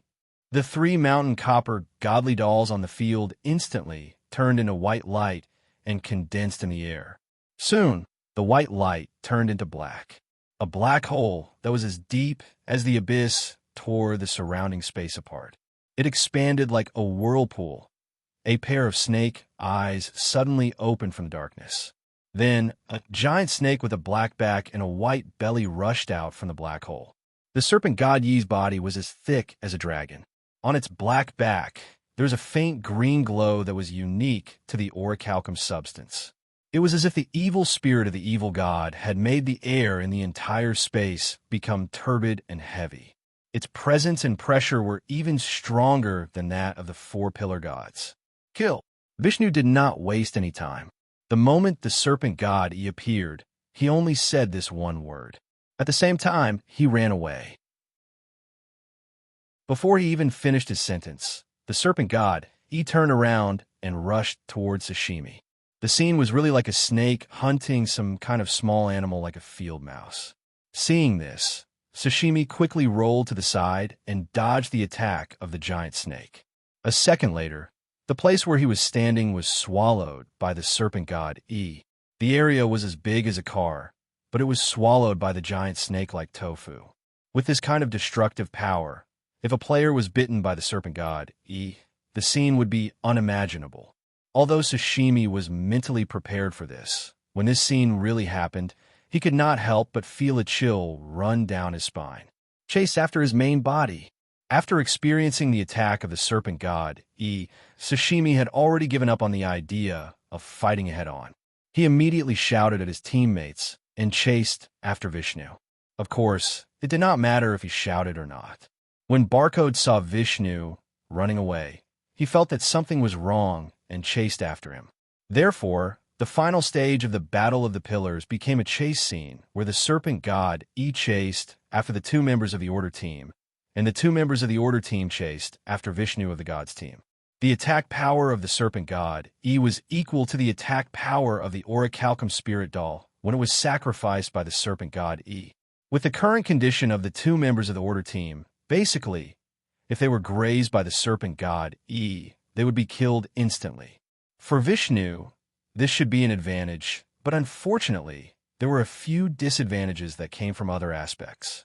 Even though Vishnu still had more than half of his stamina points and sorcery points, his life points were not as high as the 2 members of the Order team. Furthermore, he did not have the ability to instantly switch places. The transform Barcode was much stronger than Vishnu, who could not use sorcery weapons in terms of attack and defense. Furthermore, Sashimi was helping him. With the 2 of them working together, Vishnu could be killed in a few seconds. Even if he could barely hold on until one of his opponents was grazed by the serpent god E, as long as he died before any of his opponents, the battle would be over. Therefore, this chase became a battle of whoever was caught first would lose. The advantages and disadvantages in terms of attack and defense were obvious. Now, it was a competition of speed and endurance. The problem was, in this regard, the 3 players were about the same. The serpent god, he had unlimited endurance, but his speed was only about the same as the players. The key was whether Vishnu or the members of the Order team would slow down or stop first. Phantom Dawn, you can see their stamina points, right? Who do you think will win in the end? At the same time, Yi Ji, who was in the spectator space, asked Phantom Dawn a question. This was something that the other members of the Order team wanted to know as well. Phantom Dawn thought about it. Actually, it is not who runs out of stamina points that will decide the result. In fact, from how I see it, we have already won. Now the problem is, How long will it take for the two to realize that thing? Oh, Yiji was confused. What thing do you mean? It's about the fact that they can take different routes, Phantom Dawn replied. When he said that, everyone in the spectator space, including Yiji, had a slight shift in expression, and they soon realized something: this battlefield had a border. This was the information that had been announced before the battle, so the other party must have known about it. The place where the battle started was in the center of the battlefield, far away from the border. But even so, with their current speed, it was only a matter of time before they were blocked by the border. When they reached the border, Vishnu, who was running in the front, would have to make a sharp turn before he could continue moving, and that kind of action would be fatal. It was impossible for Vishnu not to think of this. Therefore, he would not run in a straight line, but in an arc. In this way, he could gradually run in a circle and avoid the situation where he was blocked by the boundary barrier. In this situation, as long as the two people chasing him didn't move side by side, but slightly separated, one of them ran along the same route as Vishnu, and the other slightly moved to the front of the opponent's arc, using a shorter distance to close in, then they would be able to complete the interception. Furthermore, even if this tactic was discovered by Vishnu, there was nothing he could do because the two pursuers had only split up slightly, and one of them would slowly close in. Even if Vishnu saw that and changed his route to run in the opposite direction, it would not exhaust too much of his pursuer's stamina. Furthermore, changing back and forth, to put it bluntly, he was running in a small S-shaped route. This kind of movement method would also shorten the distance between him and the border, and the closer he was to the border, the less space he had to turn around. Sure enough, after running for a minute or two, Sashimi and Barcode both noticed that their opponent's running route was slightly off course and realized the reason behind it. The two of them exchanged a few words and decided that Barcode would be responsible for closing in, while Sashimi would continue to run in the same direction. After a while, Barcode was close enough to shoot while moving. He raised his two mechanical arms that were full of gun barrels and started to shoot. Normally, Vishnu could use the shield created by Orichalcum to block this kind of attack. However, he could not use Orichalcum's power when Snake God was present. The suppressive fire made him feel very uncomfortable, so he had to adjust his route again to stay away from Barcode. Thus, Vishnu understood that it was impossible to run in a circle with his opponent. He could only run straight towards the border and wait until he got there. However, this wait until he got there, the three of them were all top-level players, and they were basically running at full speed. It did not take them long to reach the border. When they could see the border with their naked eyes, Vishnu suddenly launched an attack. His choice was reasonable. Instead of waiting until there was nowhere to go, it was better to turn around and attack when there was still space in front of them. However, how could the two old foxes behind him be so easily attacked? Sashimi had been monitoring Vishnu's heartbeat and blood flow along the way.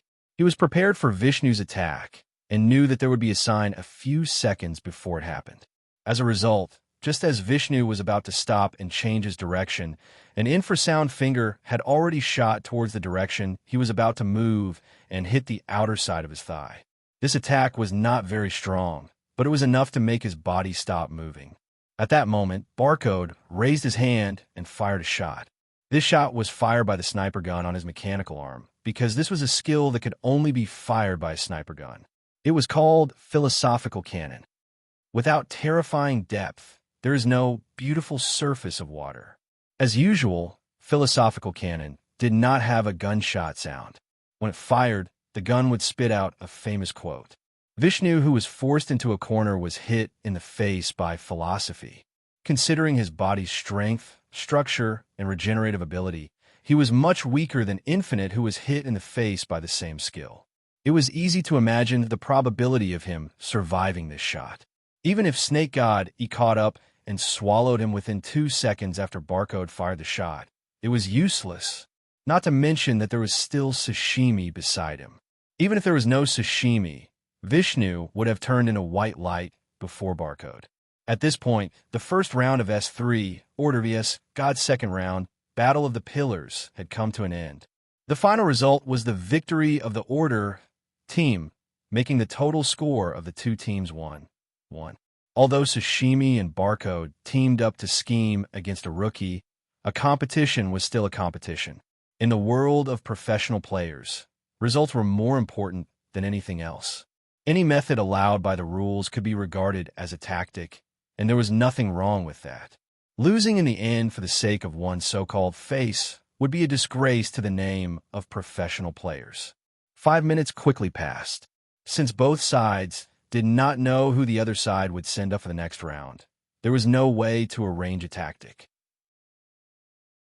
During this period of time, the main purpose of the team members was to buffer their emotions, sweep the match that they had just finished out of their minds, and prepare for the next match. The match will begin in 30 seconds. Once the break time ended, the system voice sounded. At the same time, the members of both sides who participated in the Battle of the Champions were sent into the battlefield. When the two players appeared in the sea of Dirac, fake, all the viewers who were watching the live broadcast were stunned. What followed was surprise, confusion, excitement, and all sorts of other intense emotions. As for the members of the two teams in the spectator space, they all had a solemn expression on their faces. Phantom Dawn vs. Shiva. Who would have thought that these two people would actually meet in the position of Battle of Generals? But no matter what, since they were on the field, then this Battle of the Champions would be a true battle of the best. Chapter 1470. The two looked at each other and did not speak. Until the barrier disappeared, neither of them moved. Moments later, it was Shiva who spoke first to break the silence. Meeting you in the third round has messed up our plan. I don't mind the arrangement, Phantom Dawn replied. But, after all, our opponent is Brahmin. I can guess the reason why the higher-ups arranged for me to come out earlier. At that moment, there was no need for them to worry about the taboos in their conversation. Because when Shiva entered the stage, his, or rather Brahmin's, plan was as clear as day. Anyone could see that Brahmin's intention was to end the competition within 4 rounds. The strategy was not wrong. As long as they could achieve a score of 3, 1 in the first 4 rounds, then the general of regulation, Phantom Dawn, would be eliminated before he even had the chance to fight. Therefore, Brahmin only considered the lineup for the first 4 rounds, and in the position of general, they placed the weakest newbie in the team, Maharaga. Based on their original plan, for the first 2 rounds, Ajura had a 50% chance of winning, and Vishnu and Garuda had a 70% chance of winning. Brahmin's analysis team believed that Yi Ji and Barcode were 2 players. One was a support player, and the other was a marksman. They would definitely be placed in the double formation, and they were not suited to be paired up. They would have to team up with other players. Overall, the chance of Brahmin sending Yi Ji in the first double was very high. When the time came, as long as they made use of Vishnu's restraining ability and Garuda's speed to take down Yi Ji, then this double would be a sure win. With that in mind, they had a high chance of winning at least one of the 2 rounds. If they were lucky and won the first 2 rounds, then with Shiva in the 3rd round, as long as their opponent was not Phantom Dawn, perhaps Brahmin could win 3 o'clock against regulation. Even if their luck was average and the first 2 matches were 1-1, after Shiva won the match, they would have a 2-1 lead. When it came to the second battle, Brahma and Yamaraja would be the combination of Brahma and Yamaraja. On the other hand, regulation would have one of Drunken Dream's members. With Yi Ji or Barcode, this would still be an advantageous match. But it was still that saying, plans could not keep up with changes. When Ajura won the first round, the team behind Brahmin had seen the hope of winning 3 o'clock, but to their surprise, the second round was turned around by the 2 veterans. Of course, the most shocking thing was the fact that Phantom Dawn had made his appearance in the Battle of the Generals. If Shiva's appearance had exposed Brahmin's battle plan, then Phantom Dawn's appearance was an announcement. Before the competition, regulation had been wary of Brahmin's plan. It was not that regulation was that much better than Brahmin, but to avoid a trump card like Phantom Dawn and to consider the overall strength of regulation, Brahmin did not have that many choices. It was not that hard to set up defenses beforehand. The lineup that regulation had come up with that day was a lineup that could be dealt with whether the opponent was going for the top 4 or going for the top 4. Several seconds later, Shiva laughed. Even though this is not part of the plan at this point, I'm quite happy, because you get to fight me. Phantom Dawn had a general idea of how the man felt. That's right, Shiva said. This battle has allowed me. He opened his arms, raised his eyes, and raised his voice to say, and the audience to wait for too long. He paused for a second and took a deep breath. Phew! As the boss of the studio and the leader of the team, avoiding a fight with you is the right thing to do, but he could not help but laugh. Haha! As a professional, no. As a normal player, to be able to fight you on this stage, just the thought of it makes me so excited. Yes. At that moment, the desire to fight burned in Phantom Dawn's eyes, and his roguishness rose as well. Then, as he spoke, a condescending smile appeared on his lips. Please try your best, use everything you have, and then, without any regrets, you will be defeated by me. Just as he finished, a powerful energy field bloomed around him and Shiva. From afar, they looked like 2 tornadoes that rushed into the sky. In the blink of an eye, the 2 rapidly expanding energy vortexes collided in the air. The energy vortexes that splashed out surged and scattered in all directions. Wherever they went, it was like artillery bombardment, leaving behind large craters. In the first round of combat or a battle, the 2 of them seemed to be on par. Shiva felt that the greeting was enough, so he raised his arms and slowly spread them to his sides. When he did that, the 8 stone plates of the heavenly hourglass floated above his head and shoulders, following the trajectory of his palms. 1 minute.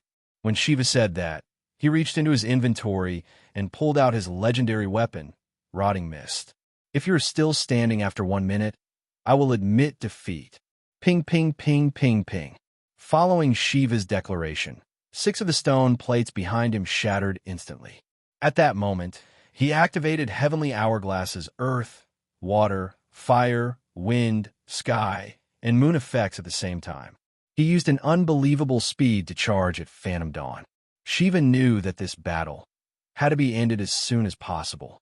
If Phantom Dawn was given time to summon his double, 2 Shikigami, and 3 psychic beasts, Shiva would not be able to hold him off. Therefore, Shiva had so boldly announced this 1 minute. To him, if he wanted to use all of his trump cards, this 1 minute was more than enough. First, Heavenly Hourglass's normal attack would not be able to break through Phantom Dawn's defense, so there was no point in keeping the stone plate. Therefore, he decided to activate all the special effects that he could. After all, the effects did not last that long to begin with. Secondly, there was no point in hiding Rotting Mist.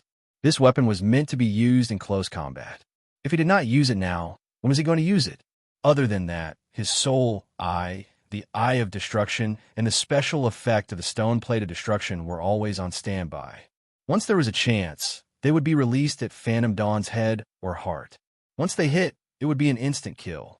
Humph! Seeing his opponent coming at him, Phantom Dawn finally revealed his wicked grin. It was this expression and that head of red hair that was like fire that left an indelible mark in the hearts of many players. 1 minute, huh? When Phantom Dawn mumbled that, the few special effects of Heavenly Hourglass took effect on him. Earth's special effect, Pure Land, removed all buffs from his skills and equipment. Last for 1 minute. Water's special effect, Cleansing, applied mental corruption that ignored physical defense. For 30 seconds, based on his terror points, he would lose a certain percentage of his life points every second. The lowest percentage would be no lower than 1%. Fire special effect, Fire of Karma, a sure-hit fire element attack that ignored all defense. At the same time, it dealt both physical and mental damage. The power depended on the user's sorcery mastery. Shiva's sorcery mastery was undoubtedly S. Wind special effect, Wind Judgment, summoned Banaka's trident, and it flew at Phantom Dawn's chest. The attack came with the element of lightning, and the power depended on the user's fighting mastery. Shiva's fighting mastery was also level S, so it was not that powerful. Other than that, there were 2 special effects that affected Shiva himself. They were Sky Effect, Sky Control, allowed Shiva to fly freely for 1 minute. Moon Special Effect, Crescent Edge. A layer of crescent light covered Shiva's body, and he was immune to all physical and energy attacks for 10 seconds. Attacks that reached extreme could pass through the crescent light, but they would only deal 50% of the damage. In other words, even if Phantom Dawn survived the first wave of attacks, he still had to face Shiva, who had the ability to fly and was half invincible. An attack of this level. 1 second later, when Phantom Dawn said the latter half of the sentence, he had lost the buff from his equipment and skills. Cleansing and karmic fire both hit him, but even in this state, he raised his right hand and caught the trident that came at him like a bolt of lightning. I don't think 1 minute is enough, right? Chapter 1471. At that moment, following a strange ping, the trident in Phantom Dawn's hands was shattered into pieces. It turned into more than 10 pieces of data and fell to the ground. Shiva's figure reached Phantom Dawn at that moment. Everything happened in the blink of an eye. Shiva's left hand lashed out, and a gust of wind shot out. This palm that was filled with Do Chi was not an ordinary attack, but his powerful 1-pat-2 scatter palms. Facing the attack, Phantom Dawn did not retreat. He raised his arm to meet the attack. Instantly, the palm and the arm met. The palm weighed more than 1,000 pounds, and Phantom Dawn's arm was as strong as a mountain. In the end, the two forces were equal. Even though Phantom Dawn was slightly injured, his body did not move, and his center of gravity did not shift. Such a monster! In that split second, Shiva could not help but be shocked. Even though he has lost the defense provided by his skill and equipment, he is still able to rely on pure physical strength to block my attack. As shocked as he was, Shiva's attack did not stop. His left palm attack was blocked, but that did not stop the rotten mist in his right hand from following up. Chi! The sound of wind being cut rose, and the blade arrived. This long blade was incredibly sharp. With a horizontal slash, it had the power to split mountains. It was not something that could be blocked by flesh and blood. But Phantom Dawn was going to block it, and he was going to block it with his bare hands. Screech! The next second, there was a sound that sounded like nails scratching glass. It caused goosebumps to rise on everyone's skin, and it was Phantom Dawn's finger and the blade of rotten mist that had created this sound. This is preposterous. Looking at the blade that was held in place by his opponent's thumb and index finger, that was the first thought that crossed Shiva's mind. Yes, it was preposterous, so preposterous that it was scary. Phantom Dawn did not use some kind of skill like telepathic finger, which would have come from his index and middle fingers. He merely used the strength of his 2 fingers to hold the blade. When faced with this kind of ridiculous strength, most people, including many pro players, would feel despair in a short period of time. However, Shiva did not despair. He immediately roared and used the Tyrant's Fury. With the boost from the skill, rotten mist clears the sky, flew in the opposite direction of the slash, and successfully pulled it out from Phantom Dawn's fingers. Theoretically speaking, this skill would make Shiva's body spin around 300 degrees in 1 second, and the blade would slash at Phantom Dawn's waist. But what really happened was about 1 millisecond later, Phantom Dawn's kick landed on Shiva's back, and the latter was sent flying. Even though this kick seemed very casual, the power behind it was actually vast and majestic. Even though Shiva had used the power of Ride to resist the force that was pushing him away, he was still sent flying dozens of meters away like a cannonball. Wherever he passed, the wind would blow and the dust would howl. Come again. Before Shiva could stabilize himself, Phantom Dawn's voice reached him. Hearing that, Shiva tapped the ground and turned back to look. He realized that the man was standing where he was and did not chase after him. But the condescension and arrogance on Phantom Dawn's face was getting more and more obvious. Such a scene infuriated Shiva. The competitive spirit of a fighter overshadowed the calmness of a professional player. The next second, Shiva gathered his chi and used his ultimate skill. Timba's sky-shattering blast allowed Shiva to return to Phantom Dawn's side. Using the momentum, He gripped the blade with both hands and swung it down. The blade fell on his opponent's head. On Phantom Dawn's side, he had been prepared. When Shiva flew out, he had been secretly gathering his energy to gather the energy that had been scattered outside his body. At that moment, facing the attack, Phantom Dawn was not afraid. His palms parted and then came together. Using the empty-handed blade block, he once again blocked the fatal attack from his opponent. But at that moment, Shiva smirked coldly and let go of his weapon without hesitation. This change was out of Phantom Dawn's expectation, and it shocked the audience. Before they could react, Shiva used light smoke disappears to escape Phantom Dawn's sight and appeared behind him. "You are the one who called me here." As Shiva spoke, his killing move landed. T-thee, T-thee, T-thee, T-thee, T-thee. Instantly, there was the sound of wind rushing through the arena. Shadows of fingers and fists landed on Phantom Dawn's back like a storm. This was a new skill that Shiva had created by combining Feng Shin Qi, an active skill that used the tip of the finger to attack the target's nerves through the muscle. After a precise hit, the target would be paralyzed for several minutes, and another assassination skill that used pressure points as the foundation.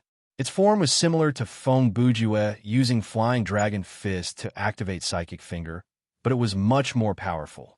Phantom Dawn, who was ambushed, did not have time to react, and he took the brunt of the attack head-on. A skill that combined the strongest finger and the strongest punch. Even Phantom Dawn would not be able to escape unscathed from such a skill. As the energy seeped into his body, Phantom Dawn's whole body was paralyzed. At least for those few seconds, his upper body could not move at all. Shiva had been waiting for this chance when his opponent was temporarily immobilized. He immediately activated his soul eye of destruction. In those 2 seconds, a crack appeared on his forehead and a vertical red eye peeked out from the crack. When the red eye appeared, a red beam shot out from it. It disappeared in a flash and aimed at the back of Phantom Dawn's head. Whoosh!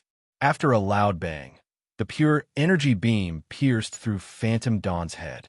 When Shiva, who stood behind Phantom Dawn, saw the bloody hole the size of a bottle cap on the back of his head, his tense nerves relaxed slightly. But he only relaxed for 2 seconds. 2 seconds later, his blood pressure, adrenaline, and terror points rose rapidly. Because, why did you stop? Phantom Dawn did not die. Not only did he not die, he even turned his face around to speak. By then, Phantom Dawn's entire left eye socket had turned into a bleeding hole. In this state, he spoke to Shiva with a wicked smile on his face. Whoosh! Shiva did not say a word and used Moon Picking Flame to slap the man's face. He did not know whether he used this skill out of fear or courage, but in any case, his body moved before he could think. However, his flaming, spiraling rising dragon was interrupted just as he was about to make a move. With a slap, Phantom Dawn used one hand to grab Shiva's fist, which was burning with energy, and forced Shiva back into the air. Come! Then, Phantom Dawn used his other hand to pass Shiva the black mist that he had given him earlier. Take this. You have 20 seconds left. Fear. That was the strongest emotion that Shiva could feel at that moment. Not only Shiva. The scene before them had planted fear into many people's hearts. Be it those who were watching the live stream or those who came to watch the recording, be it the participants, normal players, or the workers from the gaming studio. Other than a certain person who did not know fear, when everyone saw this, they thought it was too scary. After accepting his weapon, Shiva did not attack. It was not that he did not want to move, but his right fist was still in the man's grasp, so he could not do anything rash. By the way, I have to tell you, as Phantom Dawn spoke, he slowly let go of the man's fist. Due to my high resistance to control skills, even though it hasn't been 1 minute, your Pure Land has already lost its effect. While he was speaking, a white stream of light appeared on the wound in his left eye. This was some kind of data-level recovery ability. You're telling me this? Shiva said, are you trying to persuade me to surrender? Regardless of whether I tell you or not, Phantom Dawn said, you're going to surrender in 10 seconds, aren't you? Shiva mumbled. You have a point, That was indeed a point. No matter what happened to Phantom Dawn, since Shiva had said that if his opponent was still standing after 1 minute, then it would be his loss, so when the time was up, he had to surrender. With that in mind, Shiva stopped hesitating. He raised his blade and charged forward. The last 10 seconds were a battle to the death. Fast, so fast that one could not even blink. Fight! Fight until the ground cracked and clouds flew. Phantom Dawn, who had regained his equipment and skill, thought that he could deal with the enemy easily, but who would have thought? Shiva had given up all his defense and skills to attack with everything he had. It was unclear whether he had broken through some kind of bottleneck in this kind of situation because several seconds later, his speed and attack changed. His footsteps changed, and he moved like the wind. His energy reignited, and his blade returned. Seeing that the 1 minute was almost up, Shiva seemed to have turned into a different person, and he managed to suppress Phantom Dawn. 30 seconds earlier, inside Su Huaishang's meeting room. At that moment, the members of Underworld Frontline, who had finished their match, were watching the match between Regulation and Brahmin. If my guess is right, Shiva will use Annihilation at the last second, right? Looking at the situation, Snow said with some thought. So what if he uses it? It won't change anything. Feng Bujue collapsed on the sofa, and he had an expression that said, I've seen through this already. How can you be so sure that Phantom Dawn will win? Xiao Tan, who was beside him, asked with suspicion. Huh? Brother Ju laughed drily. Haven't you guys realized what? Xiao Tan and Snow asked in unison. Since the start of the match, Phantom Dawn has been standing in the same spot. Ruo, you answer the question on behalf of Brother Ju. Other than the necessary turn, he has not moved one step to the side. Also, before Ruo you finished, Su Huaishang added in a low voice, all of Shiva's skills and attacks. Phantom Dawn chose to parry or take them head-on. Not once did he respond with evade. Certain things were fine if they were not explained in detail, but once they were explained, it would be very scary. Xiao Tan and Snow did not realize this initially, but after hearing the explanation from the two heroines, their faces twitched. Do you understand now? Feng Bujua looked at the two of them and said, as the saying goes, victory depends on the will to fight. For Phantom Dawn, winning the match is actually very easy. He only needs to summon a few summons during the 30 seconds of preparation. He paused for half a second and shrugged. He is fighting like this now, not only to win, but there is also another strategic reason. Time returned to the present on the battlefield. The time limit for Shiva's 1-minute declaration was almost up. As the boss of a top gaming studio and a top professional player in the industry, Shiva would not have said, brothers, how about we continue for another minute? Perhaps Feng Bujue could have done that. And after he did that, others would have thought that it was a safe move, but Shiva could not. Therefore, at the last second, as Snow predicted, Shiva used his last resort on Phantom Dawn, the annihilation effect of Heavenly Hourglass Annihilation. Chapter 1472. With the activation of Annihilation, the stone plate of Annihilation from Heavenly Hourglass shattered. Even though he still had the Sunstone plate, due to the effect of Corona, it was useless in a one-on-one battle.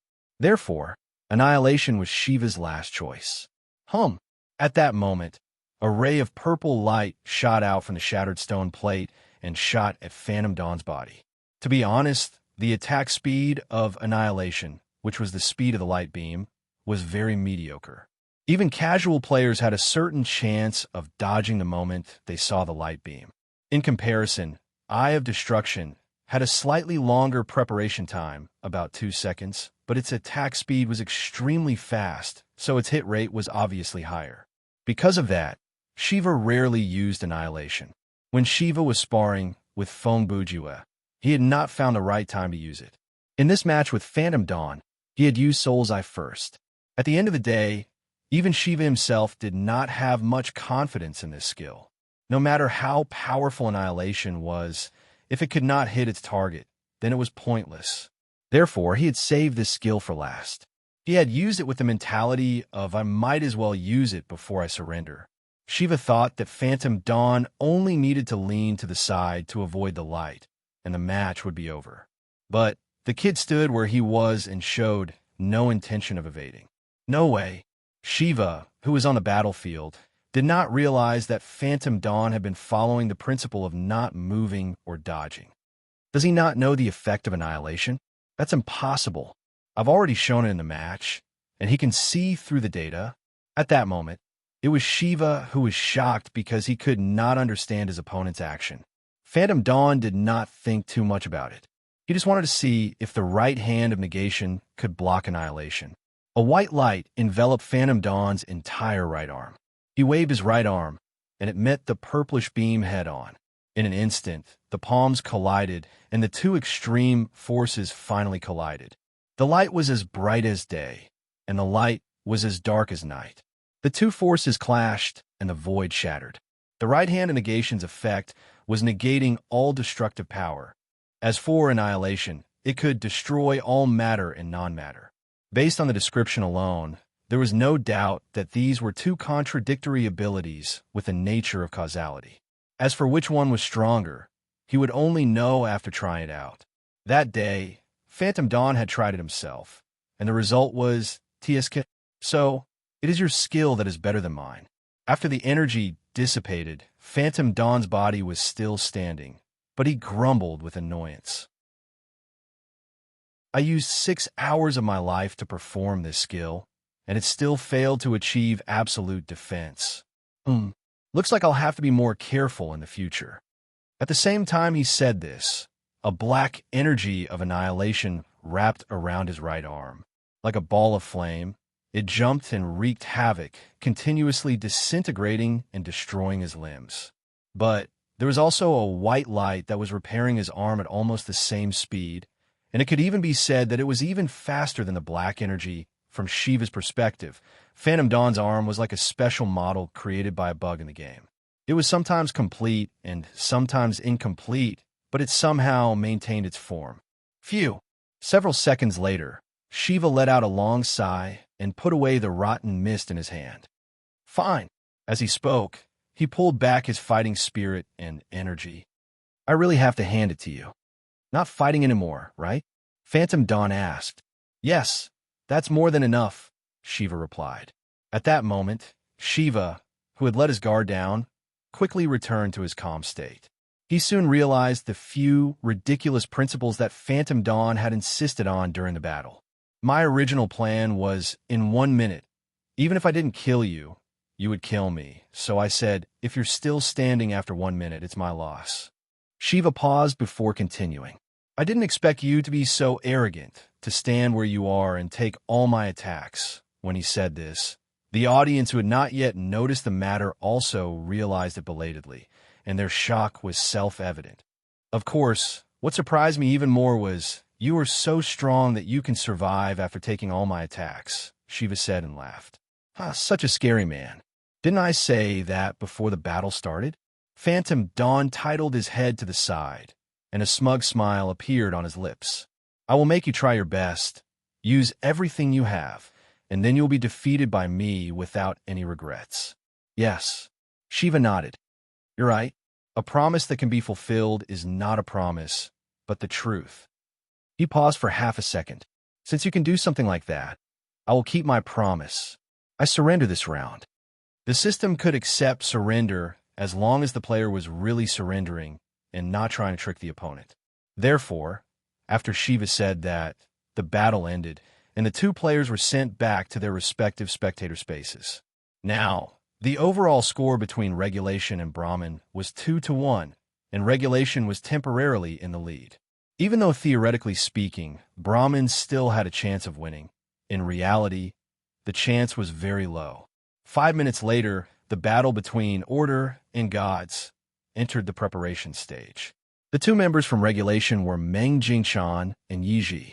In other words, if there was a battle between generals, Regulation would send Understanding Death. As expected, Gods sent out Brahma and Yamaraja. The two of them were supposed to end the match, but now, even if they won this match, the score would only return to 2-2. Of course, they had not completely given up hope. No one could say for sure before the competition ended. Even though Maharaga was one of the weaker members of the Gods team, a man who could make it into the seven-man team of Gods could not be that weak. If he unexpectedly defeated Understanding Death in the Great General Battle, wouldn't Gods advance to the next round with a score of 3-2? Therefore, in this battle, Brahman and Yama still had to give it their all. Only by winning could they continue their hope. If they lost, it meant that Brahman would be eliminated from this S3 competition. Chapter 1473. The match will begin in 30 seconds. When the system notification rang, the 4 players were already teleported to the center of the battlefield.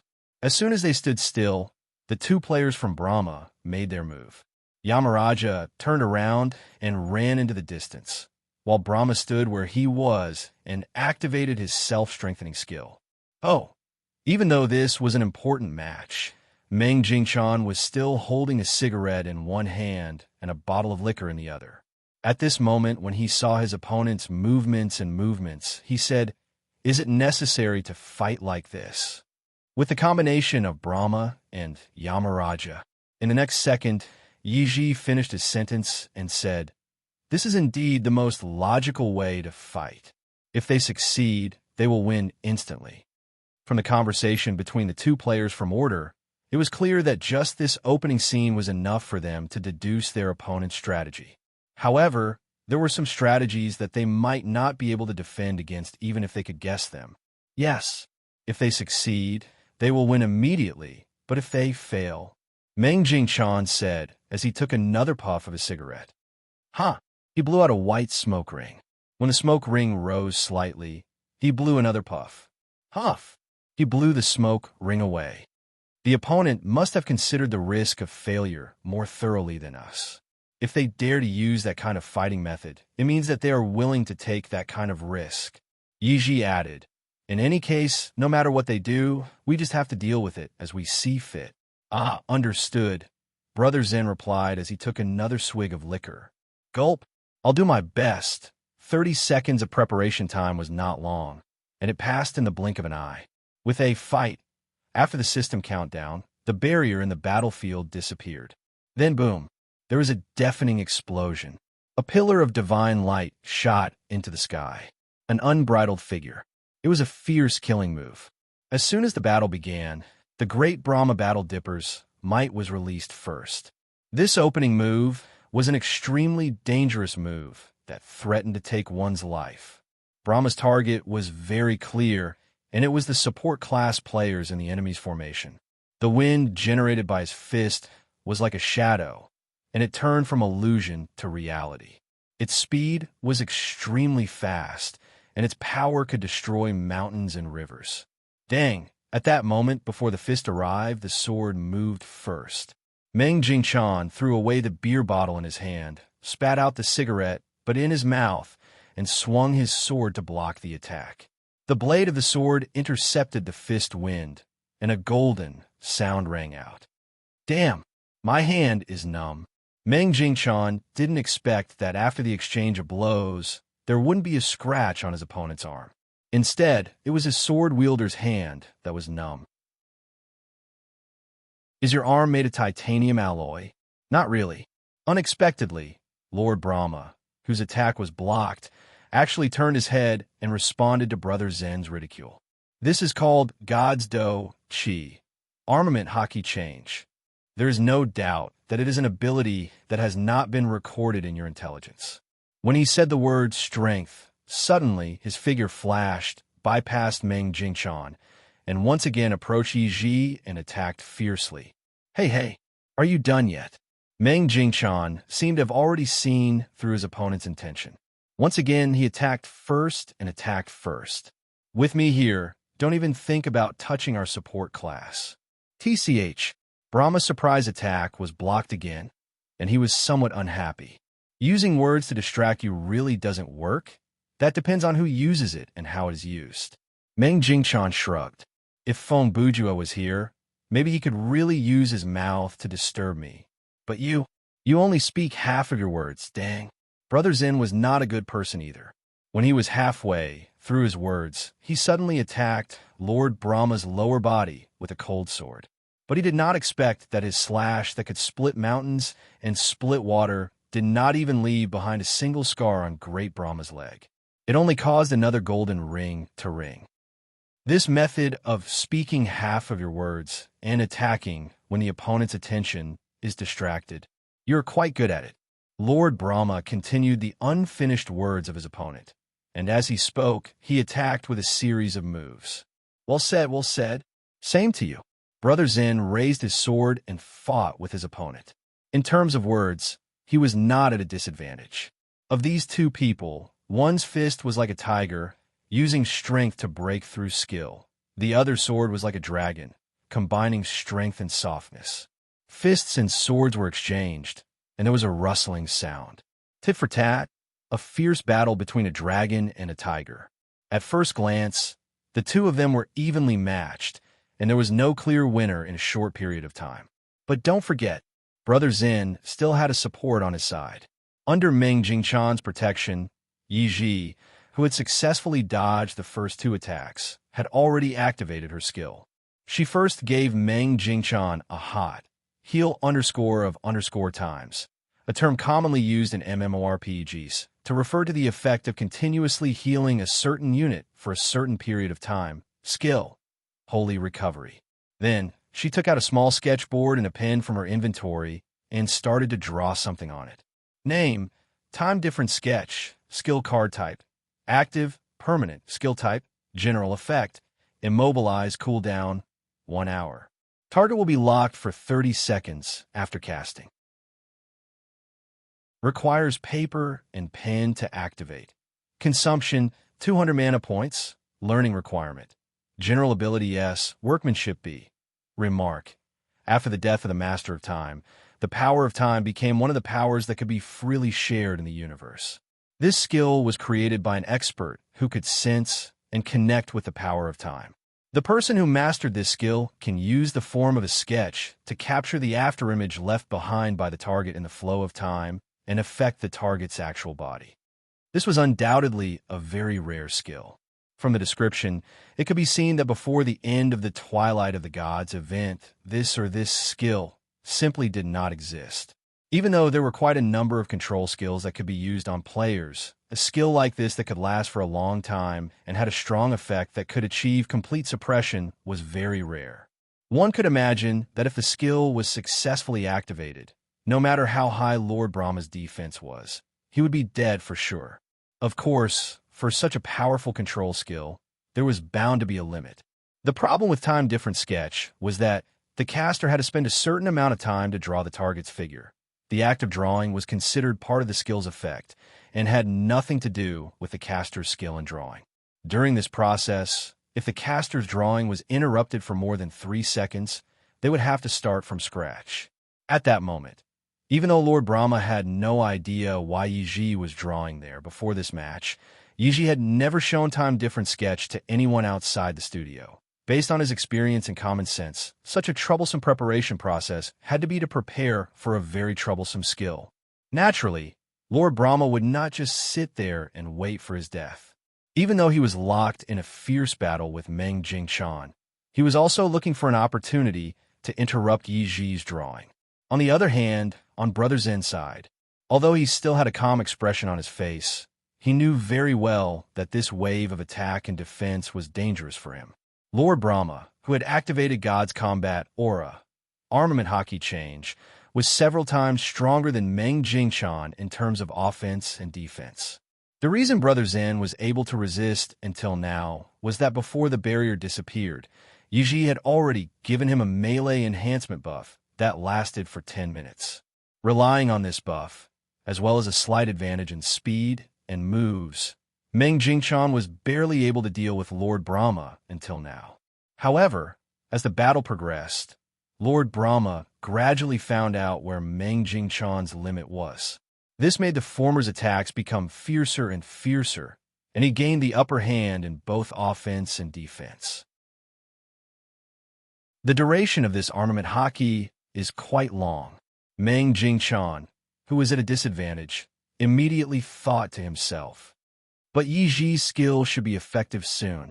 While thinking, he glanced at his teammate from the corner of his eyes. The question is, when will Yamaraja's move land? Some things, especially bad things, just couldn't stand the thought of it. Whoosh! Just as Brother Zen was muttering to himself, a red beam of light suddenly lit up the sky in the distance and roared toward them. This was the core of the tactic formulated by gods to deal with this 2v2, the permanent version of Dragon Break. Chapter 1474. Actually, God's strategy could be summed up in two sentences. Brahma would go and distract the two opponents while Yama would use Dragon Break from afar to end the battle. Was it simple? It was simple, but how would it be countered? It was hard to counter. Based on the previous 3 matches, there were only 3 possible combinations that gods could send out for this 2v2 battle. Considering that the lineups were all submitted before the match and could not be changed, the chances of a support-type player like Yi Ji being assigned as the general was very slim.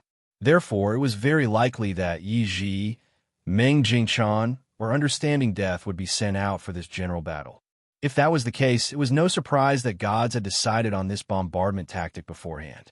According to what they had discussed in advance, no matter what the members of Order did, Yamaraja and Lord Brahma would have a corresponding response. For example, when the barrier disappeared, if the 2 Order players were still in place, then Great Brahma would go up and fight 1 against 2, dragging it out until Dragon Break Slash arrived. Then, he would take damage together with the enemy.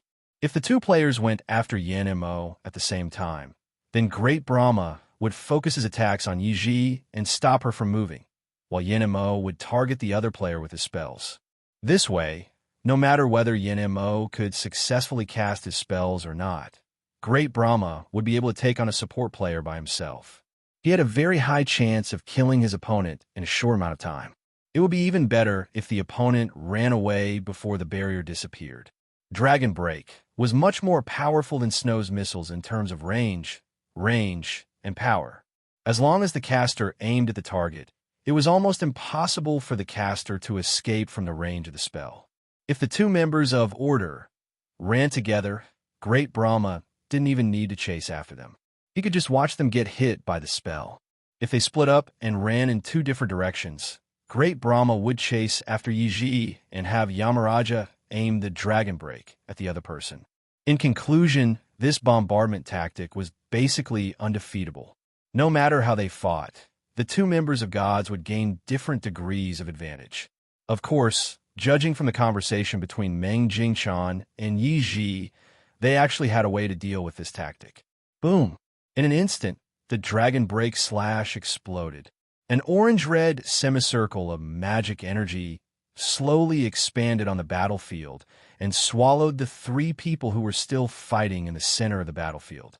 At the edge of the energy explosion, violent waves surged outwards and the wind and clouds surged. The range of the explosion had clearly expanded to an extremely exaggerated extent, but there were still no signs of it stopping. More than 10 seconds later, when the destructive radius of the skill was almost enough to cover an area as large as a city, the surge of energy finally began to fade. The light gradually faded, and the rumbling of the world slowly stopped. After the dust settled, the first person to appear was Brahma. His God's Do Chi armament haki can naturally withstand the Dragon Break Slash, otherwise he wouldn't need to use this tactic. Anyway, under the Dragon Break Slash, there is no difference between finding a guy who can withstand the Dragon Break Slash for a while and forming a team with Yamama. However, the withstand here didn't mean that he would be able to withstand Dragon Break without being injured. It meant that he would be able to withstand Dragon Break without being killed in one shot. Even though Brahma was in an enhanced state, he still lost 75% of his life points after being hit by Dragon Break. One could only imagine how much damage the other people who were hit by Dragon Break suffered. However, as the saying went, everything was calculated, but there was still one move left. The 2 members of Brahman did not expect that Yi Ji and Zen Dream would both survive the barrage of magic that was like a meteor crashing into the ground. Furthermore, they were completely unharmed. Phew! This is really... Brahma, who was still smoking, looked at the two opponents in front of him and said while gasping, "This is a bit unexpected."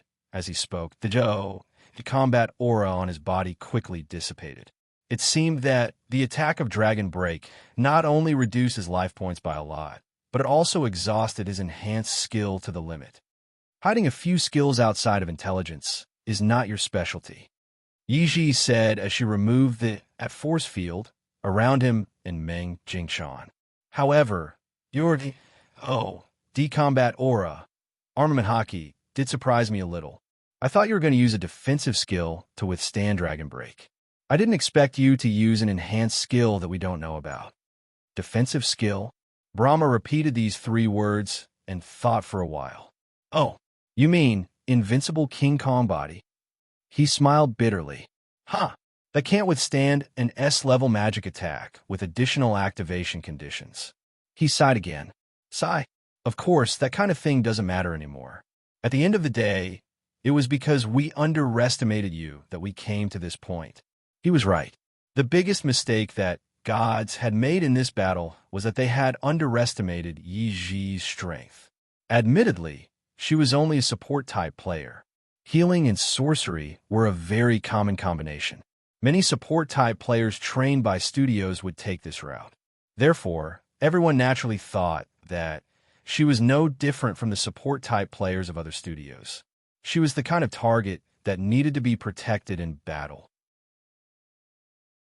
But in reality, Yi Ji's combat power was enough for her to deal with those top players. On this basis, she also had another advantage, and that was because she had always been the support of the top experts. She rarely had the chance to display her full combat strength. But when it came to the competition, those abilities that she had never used before would become strange moves that could defeat the enemy and win. Hey, I'm also very important, okay? 2 seconds later, Meng Jingshan looked at Brahma with narrowed eyes and interrupted. Although Yi Ji's skills neutralized your tactics and gave us an extremely advantageous situation, at this moment, my sword is what turned the advantage into victory. Oomph! Brahma heard this and sneered. Then he suddenly roared, "Don't think that you've won." The roar pierced through the sky and pierced through the clouds. A swift and fierce ultimate move was launched at the sound of the roar. After Brahma calmed down his breathing, his battle energy ignited again. His figure flashed, and his fist came again. When Meng Jingshan saw this move surging with killing intent, he knew that this was his opponent's final move and didn't dare to be careless. He immediately moved his right wrist, and a surge of sword energy converged on the blade of his sword and soared up. In an instant, his killing body crossed, and his fist and sword joined together. There was a saying, the killing intent spread out, and the sword intent swept across all directions. In the red blood and dust, the power of the move was silver. This short exchange of attacks and defenses sent chills down the spines of many people, but it also made the blood of tens of millions of people boil with excitement. The laymen saw the spectacle, but the professionals saw the horror in this exchange. When the attack was unleashed, the one who fell was Brahma. Without his battle energy, he was no match for Brother Zen's sword energy, and he collapsed into a pool of blood before disintegrating into white light. At the same time, Yin Mo hurried back from afar, and she just so happened to be within her opponent's line of sight. She also happened to witness the death of her teammate. However, there was nothing she could do. Yin Mo knew that the reason why Brahma didn't run toward her was because he was certain that Meng Jingshan was faster than him. If he tried to escape from an enemy who was faster than him, not only would he fail, he would also expose himself. Yin Mo also knew that with her speed, there was no way that she could escape from Meng Jingshan. As such, she made a decisive decision to fight. In the blink of an eye, Yin Mo waved her arms and formed a circle with her palms. As she channeled her energy, a spell was formed. Meng Jingshan and Yi Ji saw this and attacked at the same time. The former stabbed forward with his sword, while the latter gathered her spiritual energy to boost the attack. Their speed increased again, and their swords shone brightly. Fast, even faster than fast. Meng Jingchan's flying star moon-chasing arrow was both a sword technique and an arrow technique. He was the sword, and he was also the arrow. The arrow pierced through the enemy's body, and the enemy's body was torn to shreds. This attack was as fast as lightning, interrupting Yin Mo's spell casting and taking her life in the process. The result of this battle was revealed. For Meng Jingchan and Yi Ji, this was not only a victory for them, but also the end of the battle between order and gods.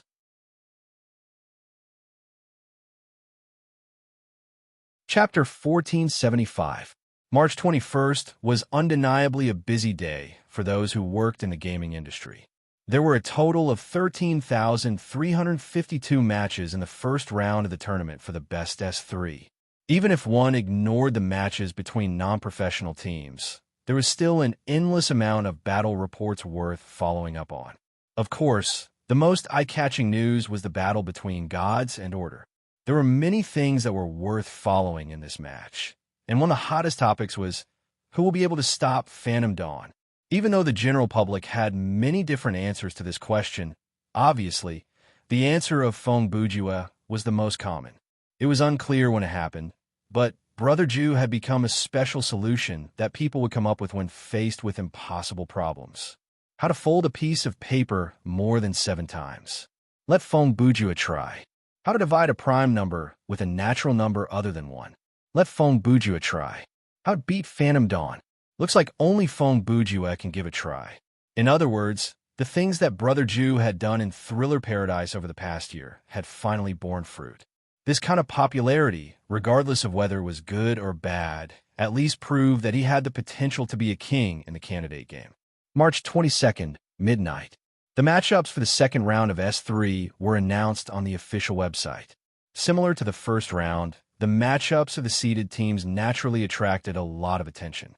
However, this round, there wasn't a showdown between Order and Brahmin. All the strong parties that the players could name, as well as those parties that had superstar players, were all skipped in the second round of the tournament. Even so, the popularity of the competition was still very high. This was because, in the first round of the competition, there were many teams made up of folk experts who displayed amazing strength. They had already reached the level where they could threaten the professional teams. Therefore, in the 24 hours after the list was announced, whether it was the data analysis team of the professional gaming studios or the think tanks of the non-professional teams, all of them were intensively studying the recordings of the first round of the opponents. The real intelligence war officially began from this round. March 23rd, midnight. The second round of S3 began. There were a total of 13,353 teams participating in this round. Among them, 13,352 teams would fight against each other. The remaining team would have a bye. Other than the bye team that would advance directly, the rest of the teams would still be in half and half. After the competition, 6,676 teams would be eliminated. The opponent that Underworld Frontline encountered this time was called the Disputed Alliance. It was a party made up of 7 former professional players. In a way, it could be said that the two teams were fated because these former professional players were all veterans of Zombie Blade. Speaking of Zombie Blade, over the past few days, many things had happened to the company. A few months ago, the boss of Zombie Blade had suddenly disappeared from the face of the earth. A few days after that, their studio had been visited by various government departments. After a short week of investigation, Zombie Blade ended up in a state of being confiscated and shut down. Even though it was just a gaming studio, the profit chain behind it was quite eye-opening. During that period of time, news about Zombie Blade had been leaked almost daily. They said they were in cahoots with illegal drug companies, smuggling organizations, and even some said they were in cahoots with a gambling organization. Some of these rumors were real, and some were fake. Even the insiders had no idea what was going on, much less outsiders. To cut the long story short, the investigation and handling of Zombie Blade was extremely efficient. It only took them 2 weeks to finish the job. The news on the internet did not last that long. After all, The netizens only had a week's worth of memory, so the people's attention soon moved on to other hot news. After that, many people in the management of Zombie Blade disappeared from the public eye. They would never have the chance to return to the gaming industry. The players who left Zombie Blade did not have a good time either. They were not that good to begin with, and they could at most be blue-collar players in a first-tier studio. After the fall of Zombie Blade, their experience there became a dark history. Other studios would not spend the extra money to hire a few blue-collar players. They would rather hire new players. Therefore, most of these former Zombie Blade players announced their retirement and became former professional players before joining the streamer industry. The team that Hell Frontline was up against, Disputed Alliance, was made up of 7 streamers who had once joined Zombie Blade. Even though they were former professional players and their characters were remade after Zombie Blade was shut down, as the saying went, a starving camel is still bigger than a horse. The gaming skill and competition experience of these 7 were undoubtedly at the professional level. Other than that, since they had crushed their opponent 3-0 in the first round, in terms of intel, they did not reveal too much about themselves. They were a rather troublesome team. Once again, to cut the long story short, for the first 3 matches of this round, Brother Ju came up with Vanguard Battle, Su Huaishang Backbone Battle, Ruyi Ruali Flower on the Rock Battle of Generals, Feng Bujua. Such a lineup. In less than 15 minutes, Hell Frontline swept their opponents 3-0 and successfully advanced to the 3rd round. By the way, of these 15 minutes, 10 of them were breaks between matches. Just like that, the 2nd round of the competition ended in a lively but not intense atmosphere. All the seeded teams advanced to the next round without any danger. There were no unexpected surprises, and there was no big fight like in the 1st round. However, among the non-seeded teams, there were a few teams made up of casual players, or rather, normal players who stood out from the rest of the world. After 2 rounds of battles, the hidden experts had more or less figured out which of them were the real experts with stable strength. On the morning of the 24th, the matchup for the 3rd round were announced. Finally, the battle that could be called the focal battle appeared once more. This time, there were 2 matches that were worth paying attention to. The first match, Heaven and Earth against Mountain River. This was a battle between 2 top gaming studios, and it could be said to be a grudge match. The 2nd round, Red Sakura against Heaven's Gate. The former, after losing their trump card, Su Huaishang, still maintained a clean score and advanced into the 3rd round. The new trump card that they were currently training was also highly anticipated. The latter, on the other hand, was a team made up of casual players. Heaven's Gate had also made a clean sweep all the way. Moreover, the 4 players in the team that had appeared so far had all displayed professional-level combat power. It could even be said that they were dominant-level combat power. This also made them a dark horse with great potential in the eyes of many people.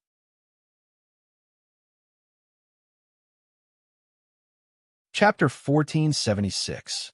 At midnight on the 25th of March, the 3rd round of the tournament for the Best S3 began. There were 6,677 teams participating in this round. Since the number of teams was still an odd number, 1 team would advance to the next round. The remaining 6,676 teams would have to fight each other to decide who would stay. Underworld Frontline's opponent this round was Secta Fireball. This was also a team made up of casual players. From the recordings of the previous 2 rounds, Secta Fireball was not as strong as Disputed Alliance.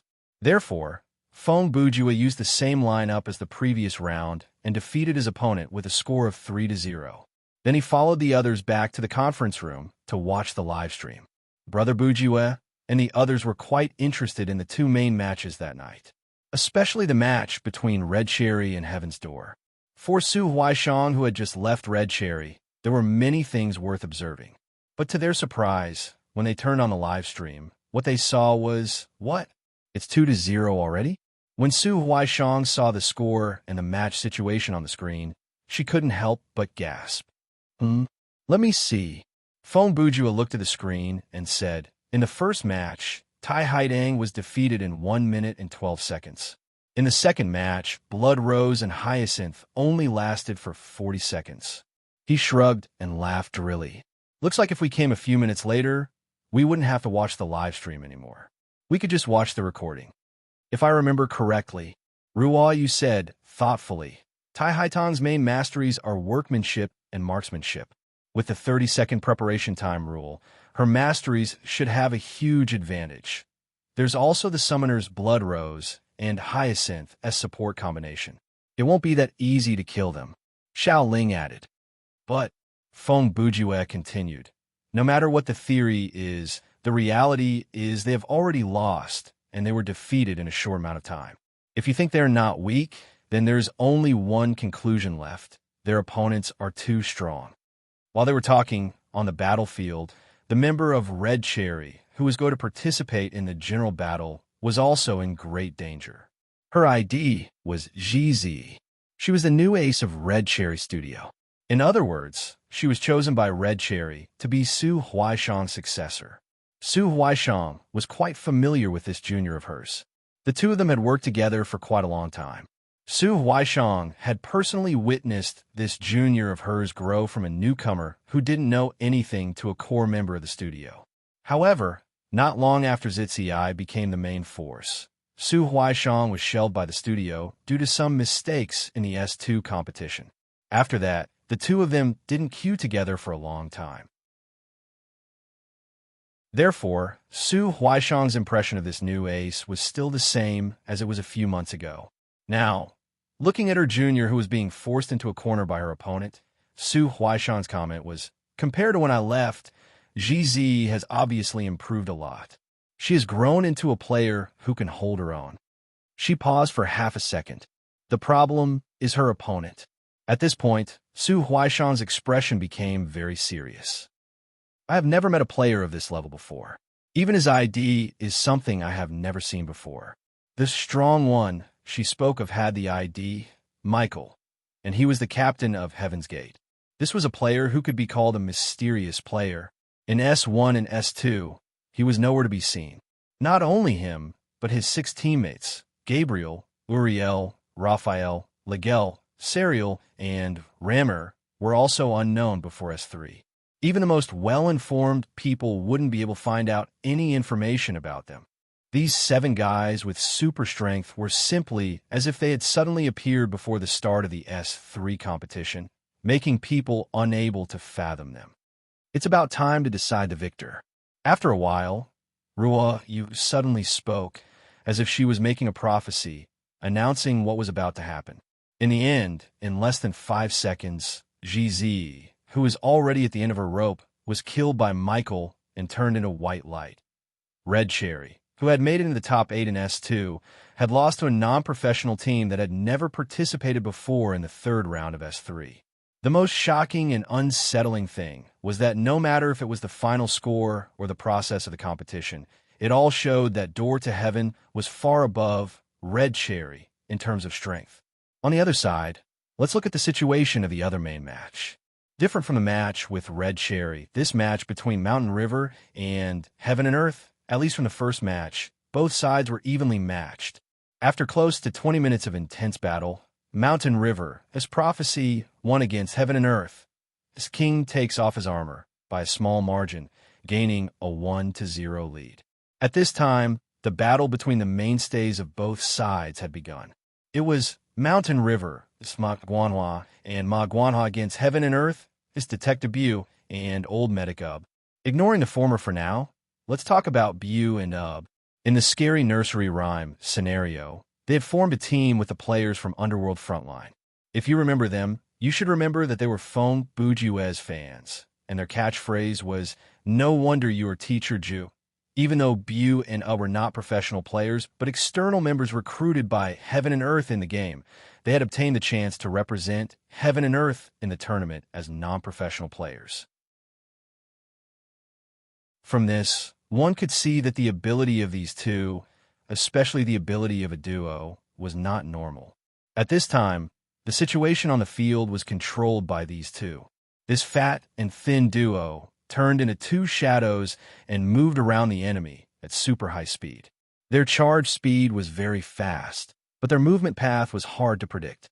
Looking down from the sky, The two of them drew out many crazy geometrical shapes on the ground, and they kept changing and shrinking, reducing the space for the enemy to move around. In the previous 2 rounds, Bu and Ub had appeared, and they had used this strategy. Enemies who tried to rush out of their charging net on the ground would be hit repeatedly. Enemies who tried to escape through the air would be hit by a joint attack that was worse than the continuous hits once they jumped into the air. Those who tried to use long-range attacks to break through the net would often only hit empty air in the face of this seemingly irregular encirclement. It was a waste of energy.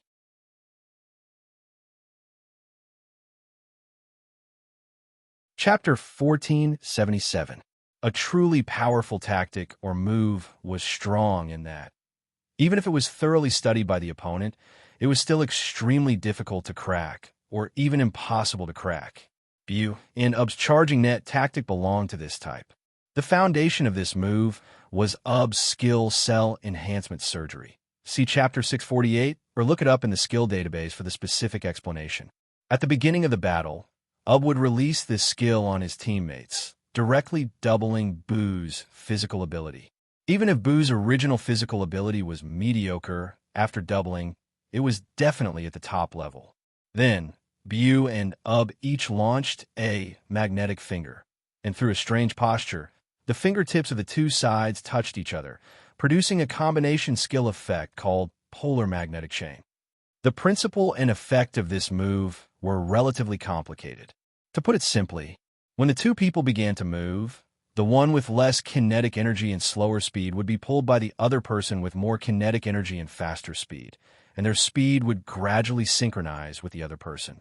This kind of pull would gradually strengthen with the accumulation of movement time, and then allow the faster person to break through the extreme speed that he could achieve from the data on the books. The combination of these 2 moves could allow the 2 players to both gain more than 5 times of physical ability in a short period of time, and the consumption was not much. It was undoubtedly very powerful. However, it also had 2 inevitable disadvantages. First, once the 2 people connected by the magnetic chain stopped moving, the skill effect would rapidly decline. Second, due to the influence of the traction force, the trajectory of the 2 people's rapid movements, the angle of turning back, and so on would be interfered with by the distance between each other, and it would become quite difficult to control. Especially when making some sudden stops and turns, it was really difficult to predict where they would rush after that. However, Bu and Ub took advantage of this second point. After a lot of training, they turned it into a powerful weapon. With the tacit cooperation of the 2 people, they completed this elusive charging net. Of course, even if their combat skills were very strong, they would not be like the characters in a certain comic. Okay, it was Bleach. While fighting, they would explain their various abilities in detail. On the other side, Ma Guanhua and Ma Guanhua, who were struggling to hold on, had undoubtedly studied this set of tactics of the fat and thin combination before the game. Unfortunately, even if they analyzed the weakness of the skill, the 2 of them did not have enough hard strength to break this situation. The only thing they could do now was to hold on for 5 minutes. 5 minutes was the duration of the cell enhancement surgery.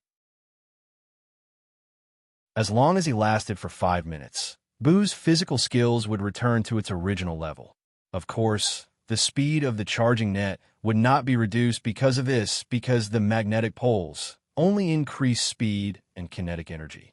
Once the numbers increased, the changes in the physical skills of these 2 people would not affect them much. However, at this time, if he used a certain method, even if it was a suicidal method, to stop one of Bu and Ub, then it would be difficult for the 2 of them, who no longer had the support of the cell enhancement surgery, to bring up the speed needed to charge the net again. The 2 from Mountain River were aiming for this opportunity. This was also their only chance. But why would Bo and Bo give them this opportunity? Mountain River had Autumn Wind, and Heaven and Earth had a strategist like Weighty Words. When the match list was announced yesterday morning, when Weighty Words saw that the opponent was Mountain River, he immediately thought that Autumn Wind would definitely be able to find a way to break through the fat and thin combination strategy. Therefore, before the match started, Weighty Words purposely reminded Bu and Ub the opponent will definitely focus on defense in the first 5 minutes and only hope that they will not die. If that's the case, there is no need for you to waste too much energy and stamina on this kind of strategy. You only need to maintain your movement and create the illusion that there is a lot of pressure on you. The real breakthrough will come after 5 minutes. After receiving the instruction, Bu and Ub followed weighty word strategy. In the first 5 minutes, their charging net looked no different from before, but in reality, the two who were weaving the net were in a rather relaxed state. They were merely maintaining their movement and accumulating kinetic energy. Throughout the whole process, they did not split their attention to look for an opening to attack and did not guard against the opponent's attempt to break through. Once the 5 minutes passed, as expected, Ma Guanhua's desperate move was triggered. He finished charging, roared, activated his skill, and leaped high into the air. However, the impact that he expected did not come. If Bu and Ub were like usual, ready to attack at any moment, when Ma Guanhua jumped, their pincer attack would have arrived. But this time, the two of them calmly watched Ma Guanhua jump unmoved. It was not until Ma Guanhua finished his big move that Ub became serious. They knew that the breakthrough that weighty words had mentioned had been opened. What happened after that was simple. Before Bu and Ub dispelled the polar magnetic chain, they successfully took away a player's head and injured another player. The remaining injured player on the other side was also exhausted to death in the face of the duo with the support of the two players. Just like that, Heaven and Earth pulled one back and brought the overall score to 1-1. Then, it was the battle of the generals. Qiu Zephyr and Weighty Words, these two wise generals, started their fated battle in the third round. It was unclear whether it was because he was stimulated by Feng Bujiue's trash talk, but Qiu Zephyr, who was at max level, built himself into a complete lightning ability user. Even his title was Lightning. Did you think I would say Reikyu, a type of lightning element Pokemon? No, his title was much cooler than that. It was Lightning Flash. In comparison, Weighty Words was much weaker in terms of raw power, but it was not as if he had no other way. Before the competition, he had asked every member of the team to prepare a set of rubber armor in their backpack. No matter who was up against Autumn Fengse, they could take it out and use it. This kind of rubber armor was not expensive. It was just mass-produced store-bought armor. When it was worn over the body, other than slightly lowering one's speed and increasing one's stamina points, it would not affect the original equipment attribute. When facing a lightning ability user, this was a very good defensive measure. Therefore, during the first 30 seconds of the Battle of the Generals, when Weighty Words saw that his opponent was Qiu Zephyr, he smiled mysteriously and took out the rubber armor from his inventory to put it on. Then, the screen disappeared, and the two moved forward to fight. About 20 seconds later, Weighty Words was KO'd. Before Qiu Zephyr delivered the final blow, he said, "So, what's the use of having a body that is insulated?" 2-1, Mountain River took the lead again. This was not the first time something like this had happened to Weighty Words. He could often predict the enemy's moves in a complicated battle, but he would make some stupid mistakes in simple situations. However, this did not affect his popularity.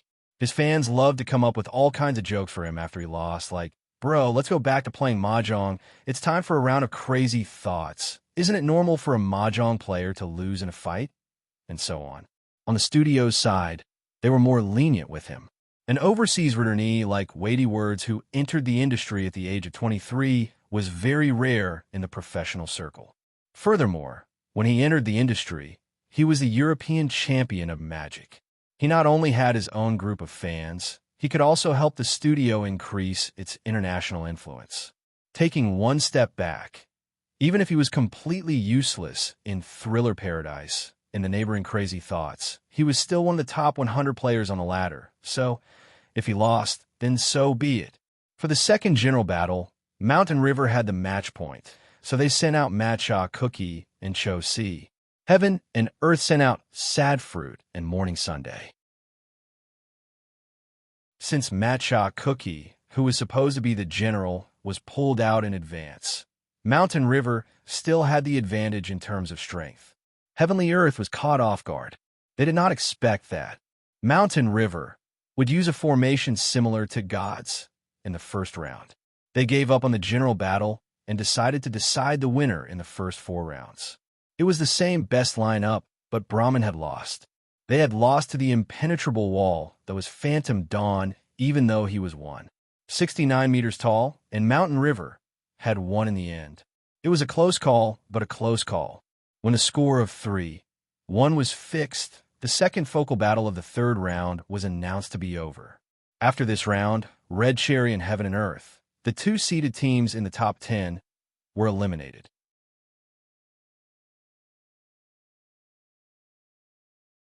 Chapter 1478. On the morning of the 25th of March, various battle reports about the competition at midnight were released. There are 3 main topics that were the hottest. 1. Mountain River won the competition with their old nemesis, Heaven and Earth. Both parties were top 10 studios in the industry. Be it the winner or the loser, naturally, there was plenty of news and related interviews after the competition. 2. Red Cherry was defeated by a dark horse. The spokesperson from Red Cherry admitted after the competition that after losing Su Huaishang, they were a bit short on talent when it came to Thriller Paradise. They still had a long way to go to train a new ace, and they needed time. 3rd, who exactly was Door to Heaven? This was the question that most players were concerned about. However, this mysterious team did not accept any form of interview or communication, and they did not speak through any channels. This meant that the media could only rely on *T and eye-catching headlines to report on them. This made the situation of this team even more confusing. On the 26th at midnight, the matchups for the 4th round were announced. In this round, there were 3,339 teams participating.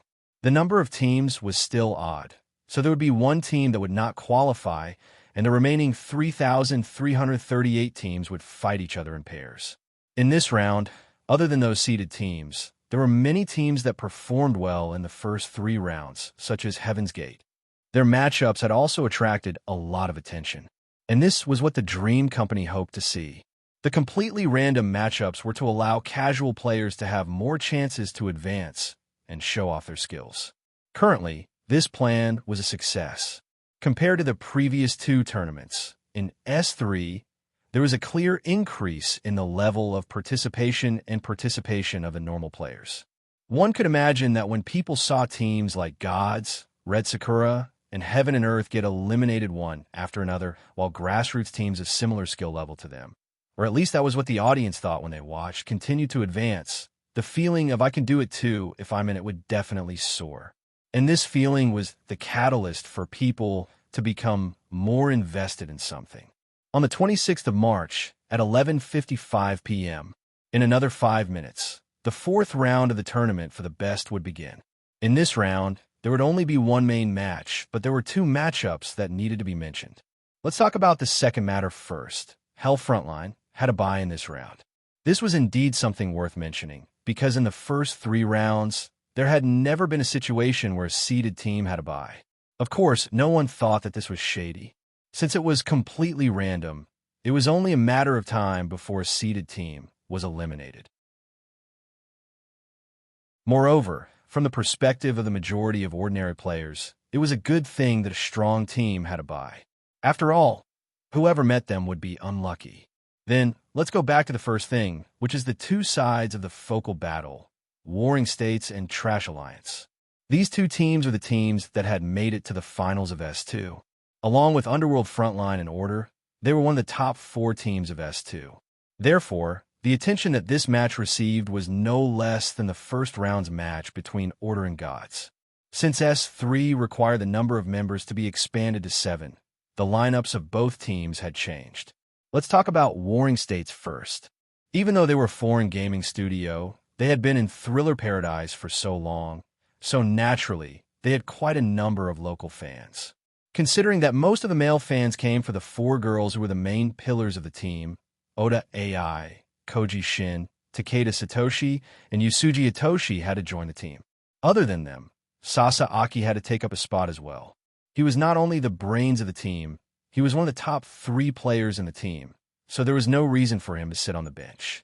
As for the remaining 2 spots, Sengoku Team 2's Toyotomi, Inagawa Masayoshi, Tokugawa Tadashi, and Hoju Kazu were all interested in fighting for it. This was understandable, since the four of them were beaten quite badly by Trash Alliance during S2. However, in the end, only Imagawa Masayoshi was selected. The reason he was selected was not because he was stronger than the other members of Team 2, but because his main skill was sleuthing. His addition would make the team structure more logical. The seventh member of Warring States Team 2 was Itachi Chung. He was a newbie that had been trained by the gaming studio since S2. His position was similar to Phantom Dawn. They were both 17-years-old prodigies, and Sengoku planned to focus on training them in the future. That was the configuration of Warring States Team 2. Then, it was time to talk about the Trash Alliance. The 5 useless tigers from the S2 era were all present. Swan, King of Shadows, Uncle Useless, Sleepy Dreams, and Teacher Strong. None of them were left out. Some might wonder why Teacher Chi, who was supposed to be there to make up the numbers, would be there this time. To put it this way, there were 2 reasons. First, it was because Teacher Chi was popular. Secondly, it was because the current Teacher Xiao could indeed be used as a strategic weapon. As mentioned before, after S2, Oldie was already a god-level character in the joke world. Brother Spring, King, Satan, Buggy the Clown, Chuck Norris, etc. For some reason, 99% of the players were willing to believe that he was strong, unfathomably strong. The analysis team from the major gaming studios had very little information about Teacher Chi's power level and the characteristics of his power. The logical guesses and the sea of jokes made it hard for them to come up with an accurate conclusion. Of course, there were people who knew better, like Feng Bujua and Phantom Dawn, but they chose to keep their mouths shut about Teacher Chi's power level. Brother Ju was one thing, but Phantom Dawn, a professional gamer, even went to the company and said things like, "Even I can't see through Teacher Chi's power level." This caused the people behind regulation to panic. In any case, to be able to reach Teacher Chi's level through slacking, there was nothing to criticize. Other than the 5 useless tigers, the 2 new members of the Useless Alliance were familiar faces as well. The first one was Flying Pegasus. That's right, he was the one who won the S1 championship. As everyone knew, Brother Ma was originally a player from Star Studio, and everyone knew that Star Studio was the arsenal in the esports circle. Logically speaking, after winning the S1 championship, Brother Ma should have been sold at a high price. But the awkward thing was no one wanted to buy him. The reason was simple. There was a huge difference in the price between the buyer and the seller. Even though Mr. Ma had the title of champion, most of the analysis teams in the gaming studios felt that based on his actual performance, this one-track-minded guy was not worth the price that Star offered. As for Star, they were not in a hurry. After all, the players at their studio signed were all young, nameless, and had potential. The contracts they used were the kind that had a short duration and low pay. Since no one wanted to buy him, they would just keep him for themselves. Therefore, Mr. Ma stayed with Star until the end of S2. It was not until his contract was about to expire that the studio realized something was not right. If they did not sell him soon, he would be a free man. But at this time, it would be difficult to sell him out. Everyone knew that Star's contract was extremely low in terms of basic guarantees. The only attractive part was the transfer share clause.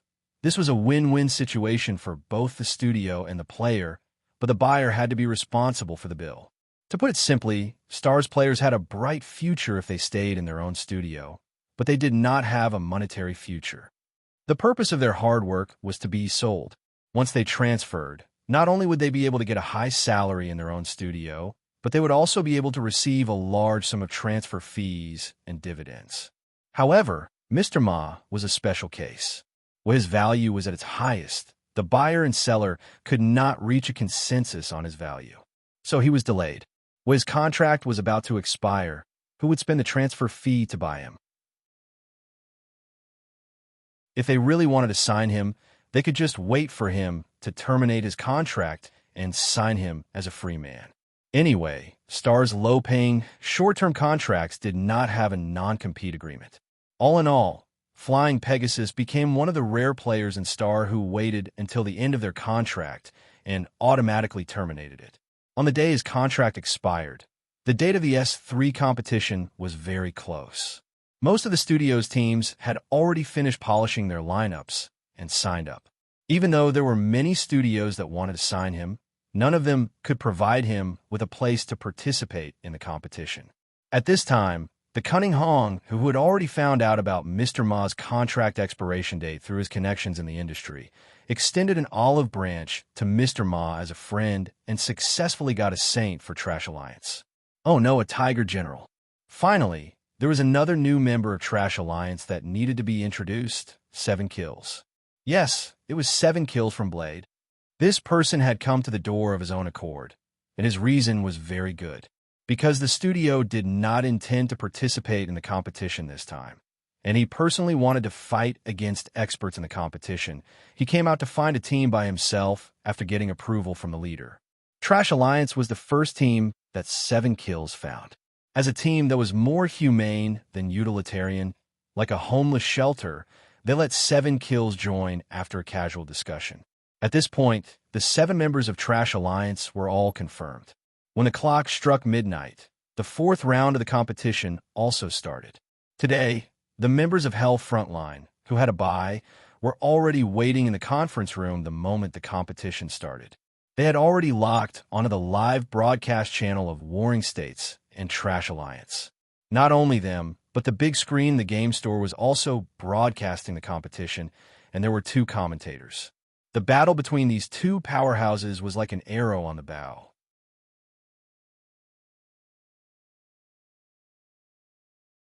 Chapter 1479. Loading complete. Tournament for the best S3. Round 4. Venue. Hyuan Domain Ruins. After the teleportation was completed, the system prompt sounded in the ears of the Warring States and Trash Alliance members. Following that, a wasteland dotted with broken fences and dilapidated walls appeared before everyone's eyes. Sweeping his gaze across the area, all that was left was the rubble of the castle, the dried-up moat, the crumbling foundations of the houses, and the broken dead trees. Such a scene could not help but raise questions. Was this vassal state in the middle of a war, or was it attacked by monsters? The match will begin in 30 seconds. Soon, the vanguard battle of the competition entered the preparation stage. When the system voice rang out, the vanguard battle of the 2 teams transformed into white light and entered the arena.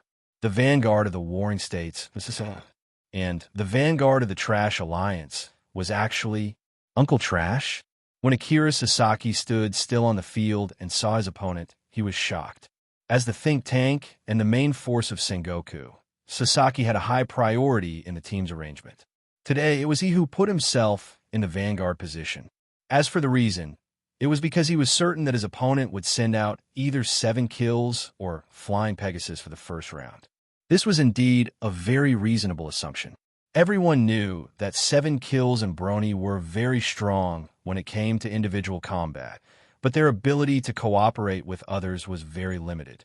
Considering that the strength of the 2 sides in this match was very close, and there was a high possibility that they would go through all 5 rounds in the first round of the 3 singles matches. One of these 2, who seemed to be only capable of fighting one-on-one to the outside world, should come out. Sasaki Akira took advantage of this and arranged himself as the vanguard, the most suitable person in the team to deal with these 2 people. However, the reality was that the Trash Alliance actually sent out Uncle Trash in the first round. With Uncle Worthless strength, it would be the best idea to let him fight in the battle of General, Deputy General, or General. However, to let him fight in the vanguard battle was truly beyond everyone's expectations. I've been tricked. A few seconds later, Sasaki quickly calmed down and continued to think to himself, wise Admiral Hong Hu. Indeed, he deserves his reputation. I'm afraid that in the following 2v2, there will be other schemes. His preparation time was limited, and before he could think too much, the system shouted fight. After announcing the start of the competition, the isolation barrier disappeared. However, both parties did not move at all when the battle began. Uncle Worthless' hands rested on the belt of his tattered bathrobe as he stood there leisurely. His entire body was relaxed, as if he was defenseless. However, his eyes under his sunglasses were fixed on his opponent, not even blinking once. On the other side, Sasaki Akira was not so relaxed. At least, his hand was already on the hilt of his katana, and his body was also in a fighting posture of one step forward and one side facing the enemy. They remained in this state for about a minute. Then, Uncle Worthless suddenly asked, "Did you find it?" "Heh," Sasaki Akira laughed. "If I had found it, I would have already made my move, wouldn't I?" Uncle Worthless muttered and spread out his hands. "Sigh, I didn't find it either. This is not good." There was no doubt that they were talking about the same thing, the flaw. In the field of shogi, also known as Japanese chess, there was a saying, "The most perfect formation is the one that hasn't made a single move before the start of the game. As long as one move is made, there'll be a flaw." At this moment, the game between Uncle Worthless and Sasaki Akira was like that. Although their stances were different, in essence, they were in a perfect formation without any flaw. Therefore, neither of them was willing to make the first move. "It's not that difficult." Sasaki Akira thought for a few seconds and said, "There are other ways, aren't there?" Hearing this, Uncle Worthless raised his eyebrows and smiled. "Okay, I'll play with you." As soon as he finished speaking, Uncle Worthless' combat power surged around him, and he unleashed an invisible killing field. Sasaki Akira was also prepared for this. His supreme sword will burst out again and again, instantly resisting his opponent's momentum. Just like that, the battle between the two of them went from physical to intangible. On the battlefield, killing intent instantly condensed. The two forces entangled in the air, not giving way to each other, causing the area within a 100-meter radius to be enveloped in a murderous atmosphere. After a while, Uncle Worthless was the first to break the silence. "So this is your limit?" The fact that he could say these words meant that he had already won in this silent confrontation that hadn't lasted for too long. "Listen to your tone." Sasaki's forehead was already dripping with sweat as he replied, "You seem to still have some strength left. It's more than that." Uncle Worthless still pretended to be relaxed and continued, "That's it. I didn't even use half of my power." Of course, this was not true, but Uncle Worthless was at least one level stronger than Sasaki Akira in terms of raw power. Sasaki Akira had already felt it during this battle. Fine. I'll test your so-called half of your power." In the next second, Sasaki Akira snorted coldly and stepped forward. After finding out the difference between him and Uncle Worthless in terms of energy, he had no reason to continue wasting time with Uncle Worthless.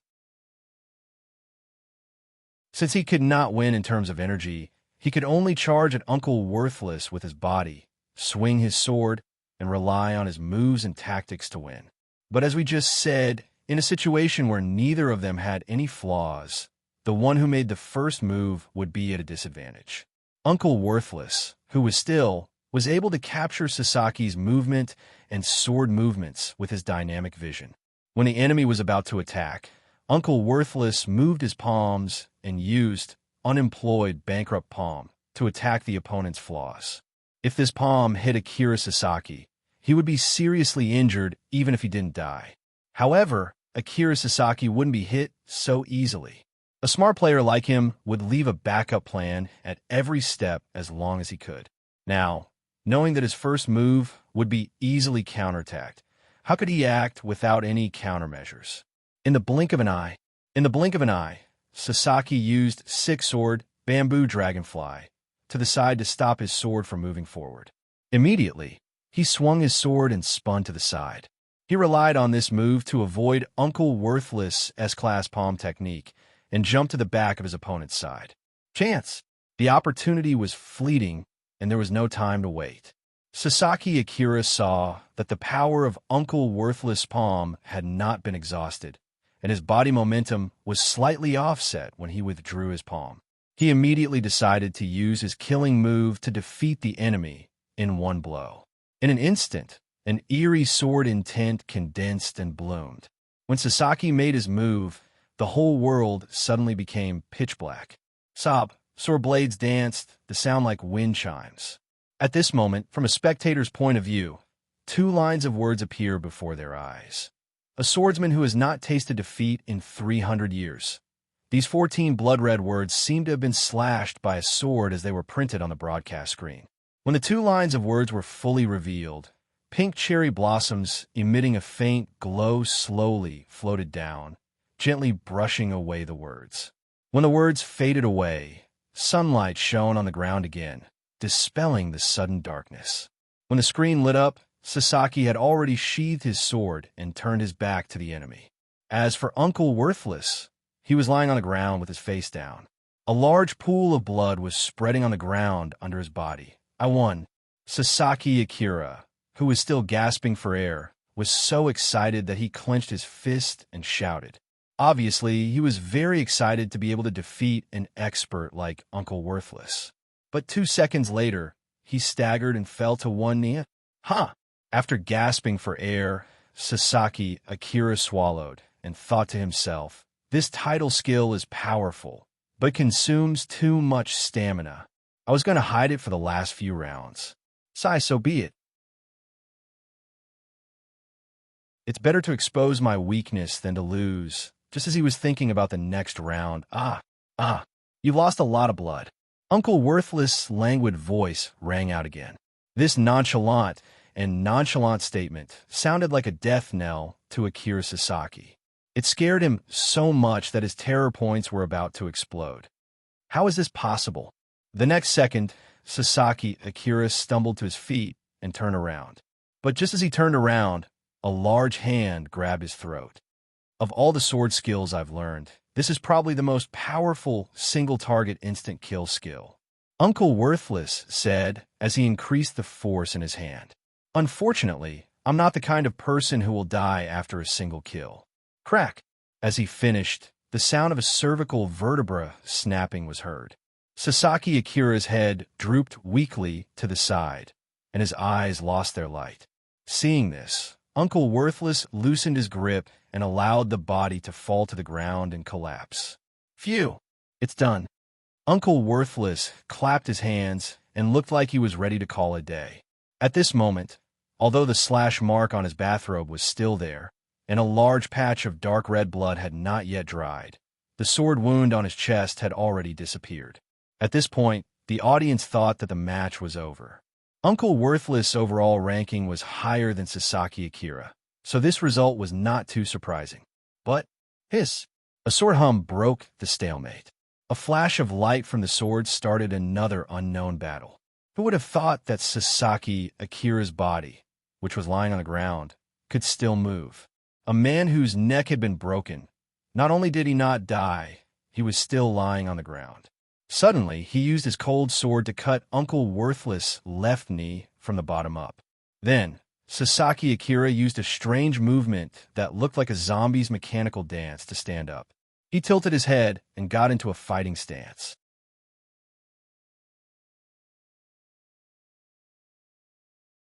Chapter 1480. Uncle Worthless, who had been stabbed in the knee, immediately jumped away with his other leg. When he stood still, Sasaki Akira had also returned to his standing position with that strange posture. At this moment, the two men on the battlefield, one was crippled and the other had a broken neck. The former's posture was crooked and his head was upright, while the latter's posture was upright, but his head was slanted on his shoulder. Although everyone knew that these two were experts, this strange scene and strange confrontation really made people unable to restrain their laughter. I was careless. Uncle Worthless glanced at the wound on his knee and muttered, "It seems that you're not the kind of opponent who can be killed easily." As he said this, Sasaki Akira raised his left hand and moved it to the top of his head. Then he grabbed his hair and straightened his head and pressed it back to its original position. Phew! After his neck was fixed, Sasaki Akira let out a long sigh and replied, "Same here." The reason Sasaki Akira was still alive was that he had the immortal sick deity Kung Fu. This was a passive defense skill, and its special effect was that he was immune to the effect of instant death caused by critical hits. For example, When Uncle Worthless snapped his neck, according to normal judgment, it was an instant death attack that was aimed at a critical part of the body. Normally, such an attack could ignore the damage and directly kill the target. However, under the influence of the immortal sick deity Kung Fu, this action only caused the damage of life points that was equal to the damage inflicted by the enemy's grip. The instant death effect was not triggered. To put it bluntly, for someone who had this skill, there was no difference between snapping his neck and pinching his thigh. Crushing his heart was the same as crushing his shoulder. Anyway, no matter where you hit, only the base damage of the attack would be counted. I'm curious, what if I didn't snap your neck, but twisted your head off? What would happen? 2 seconds later, Uncle Worthless asked tentatively. Of course you would die. Sasaki Akira answered the first half of the sentence and sneered. Unfortunately, you didn't twist my head, did you? Yeah. Uncle Worthless shrugged. What a pity. He chatted with his opponent intermittently. He pretended to be relaxed, but he was actually a little scared. He couldn't help but think, fortunately, Hong Hu predicted my opponent's move and put me in the first round. If it had been 7 kills or Xiao Ma, they would have been at a great disadvantage when facing an enemy with this kind of kung fu. Thinking of this, he changed his mind. But then again, does it count as an advantage for me to fight him? Why do I feel that it would be more restrained if Tired Dream were to beat him up? He was right. The most effective way to restrain the immortal sick deity Kung Fu was to send someone who wielded a weapon to fight him. As long as his head or limbs were cut off, the Kung Fu would be meaningless. In that case, why didn't Hong Hu send out Tired Dream in the first round? Of course, it was because he didn't know who the opponent would be in the first round, and he didn't know that Sasaki Akira had the immortal sick deity Kung Fu. In fact, Hong Hu had only speculated that Sengoku was likely to think that 7 kills or Xiao Ma would be in the first round. In order to avoid being targeted, he chose another solo player other than those two to fight in the first round. It was that simple. As for who Sengoku would send out in the first round, Hong Hu wasn't sure. After all, the overall strength of Sengoku was very strong. Except for Team 2's Inagawa Masayoshi, who was unlikely to fight in the first round, all the other players were possible. However, regardless of whether it was their opponents or their teammates, everyone thought that Ambitionist, the wise general, was too amazing. He was just a player who was slightly better at strategizing, and he was not one of those military strategists who were like charlatans in those novels. How could he have guessed the lineup of the enemy? I'm also curious. A few seconds later, Sasaki Akira also said, "You said that killing you once won't kill you. Then I want to ask, how many times do I have to kill you before you die?" You don't need to know the answer to that. Uncle Worthless didn't want to answer that question. I won't give you a second chance to kill me. Oh. Sasaki Akira's gloomy face became even gloomier. So, are you going to use the other half of your strength this time? His words were obviously sarcastic and provocative. However, Uncle Worthless didn't say anything. Instead of talking back, he preferred to respond to his opponent with actions. In the next second, Uncle Worthless' figure flashed, and he instantly rushed in front of Sasaki Akira. Without saying anything, he greeted Sasaki Akira with a loser dog kick. Sasaki Akira didn't expect that a person with a broken left leg could still have the same speed as him. Moreover, Uncle Worthless used his right leg to move and then used the same leg to attack. This kind of unusual attack was impossible to guard against. Damn it, I can't dodge it. At that fleeting moment, Sasaki Akira cursed in his heart. Then he frowned slightly, turned his toes, and used his sword to block the attack. To be honest, he didn't want to take any of his opponent's skills directly, but the gap between their strength forced him to face this situation. Even if Uncle Worthless only used one leg to move and attack, and he rushed in a straight line from Sasaki Akira's front, he couldn't dodge it. Buzz, the shins wrapped in fighting power and the katana wrapped in sword energy collided with each other, and the sound of energy devouring each other was heard. Immediately after, the stronger force destroyed the other side, and then continued to advance, bursting out. In terms of moves, Uncle Worthless Karma's skills were hard to beat, and this time was no exception. After the exchange of moves, the loser dog kick suppressed Sasaki Akira's attack, and the katana was pushed back. The back of the katana broke Sasaki Akira's collarbone and embedded in his neck.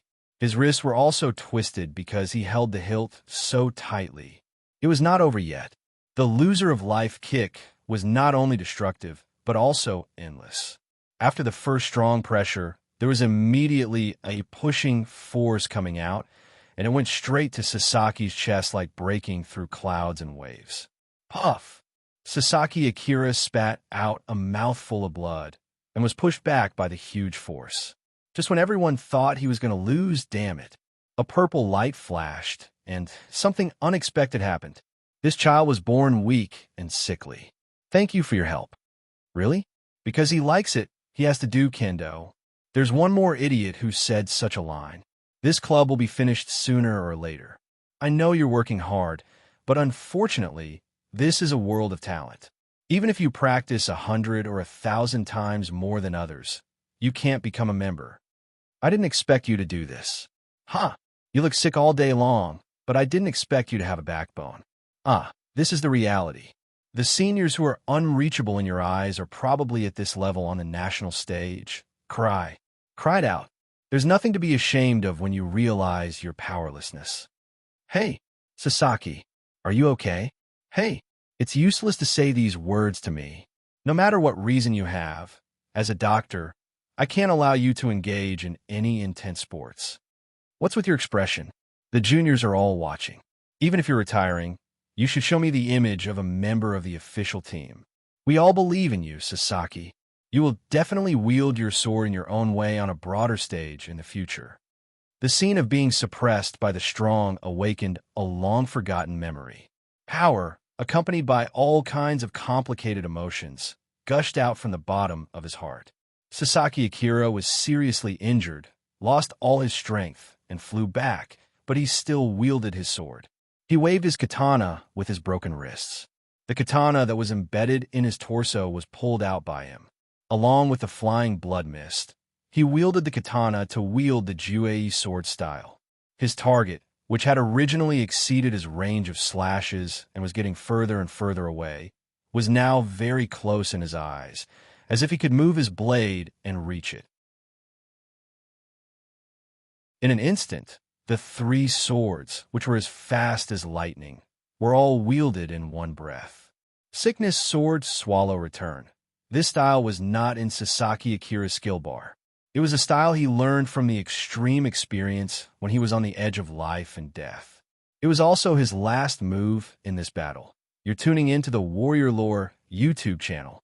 Don't forget to subscribe and join us on this journey to catch the most captivating stories.